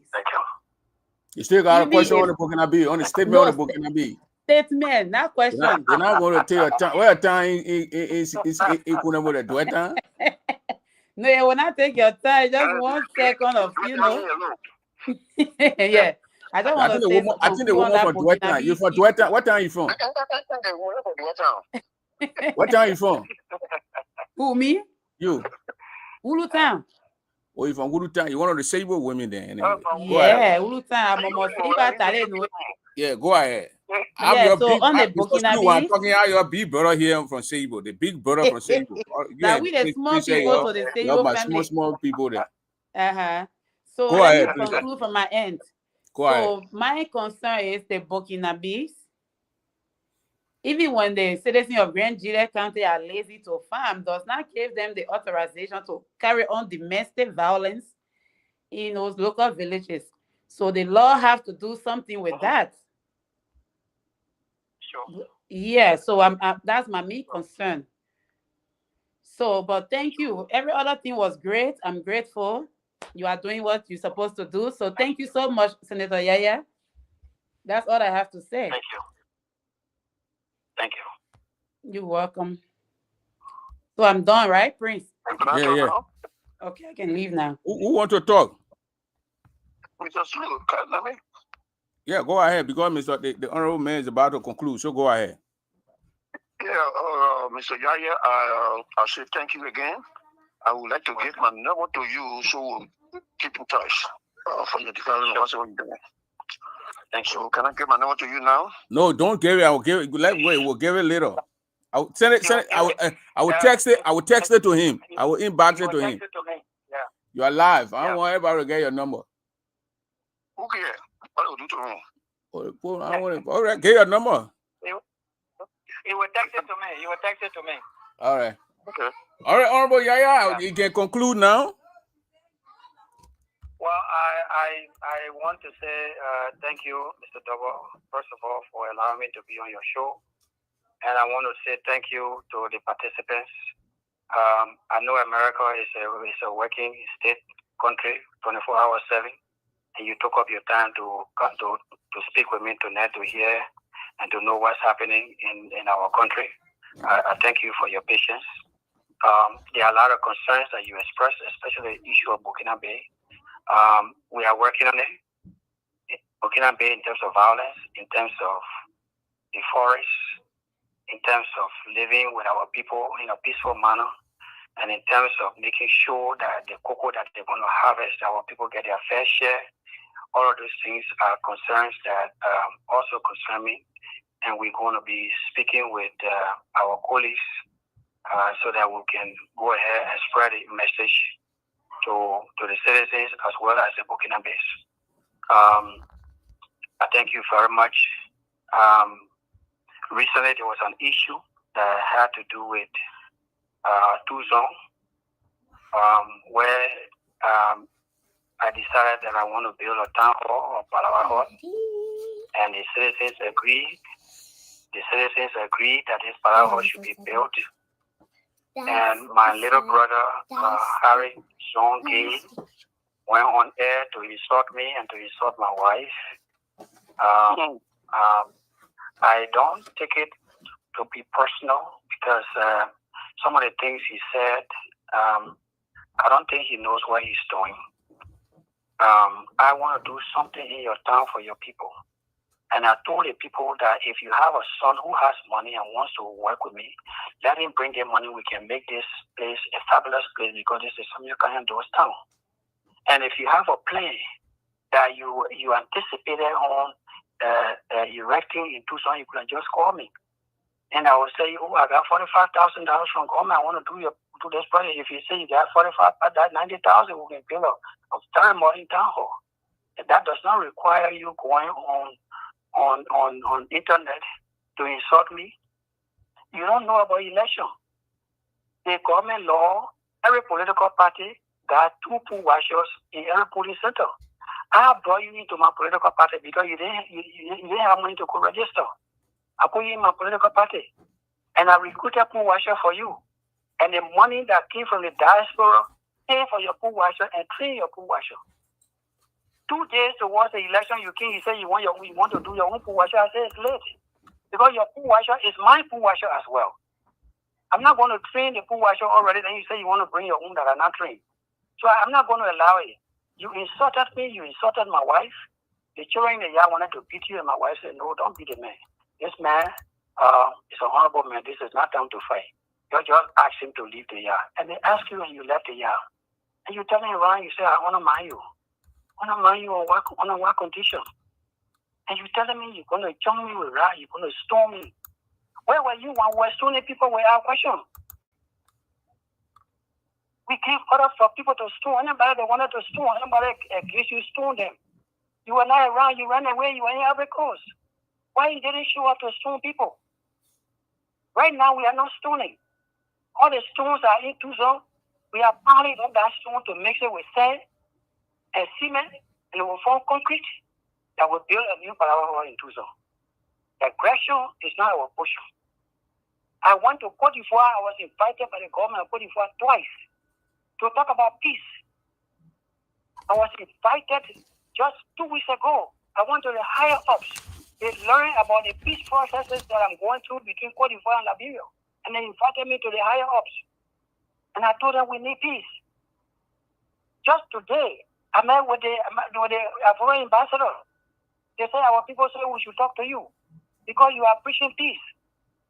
We want peace. That whole mandate that the government of Liberia receiving the part that we're arresting our people, they spend 4, 5, 10 years in jail, that mandate should be over. Presidents are not interested in fighting Cote d'Ivoire. Cote d'Ivoire got 25 million people.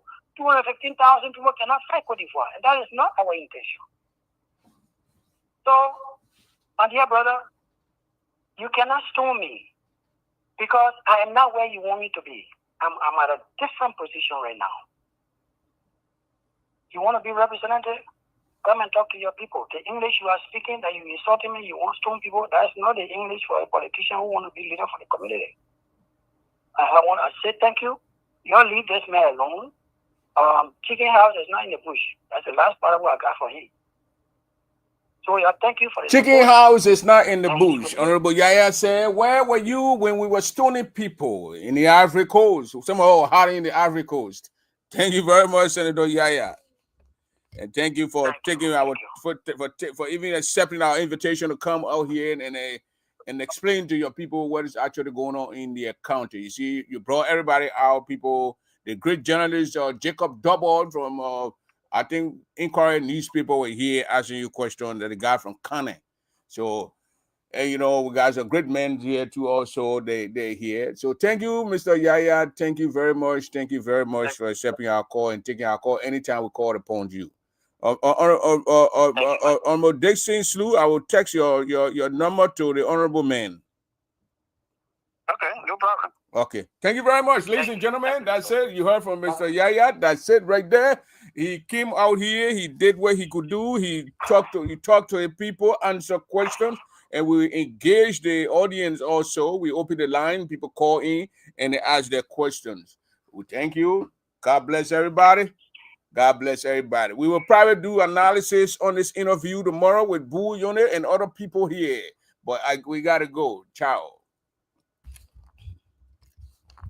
We'll analyze the whole senator's interview here tomorrow. We're going to do a little crip. You know how we do good in there. We'll crip it up, crap it up, cut the pieces, and then we just discuss it. And that's what we're going to do. If we're going to get Senator Zoe Manuel Peno to come here and speak to his people also, we're going to do it. Our next target is get Madam Marie Johnson from Kunamo District number 2 and get all the three representatives, District 1, District 2, District 3, Jacob Dibley. Dibley came here before, and the good thing, other than came here. And we got their numbers here in our phone. So we're going to call them, and then we're going to ask them what they did. When they went on the break, what did they do? What an engagement. Soda Town. They need a road cleared in Soda Town. Zia Town road is messed up. So, ladies and gentlemen, thank you very much. That's how we're gonna do it. That's how we're gonna do it tonight. God bless everybody. Everybody stay put up there. Be safe out there. Weekend. Have a good weekend. And that's it.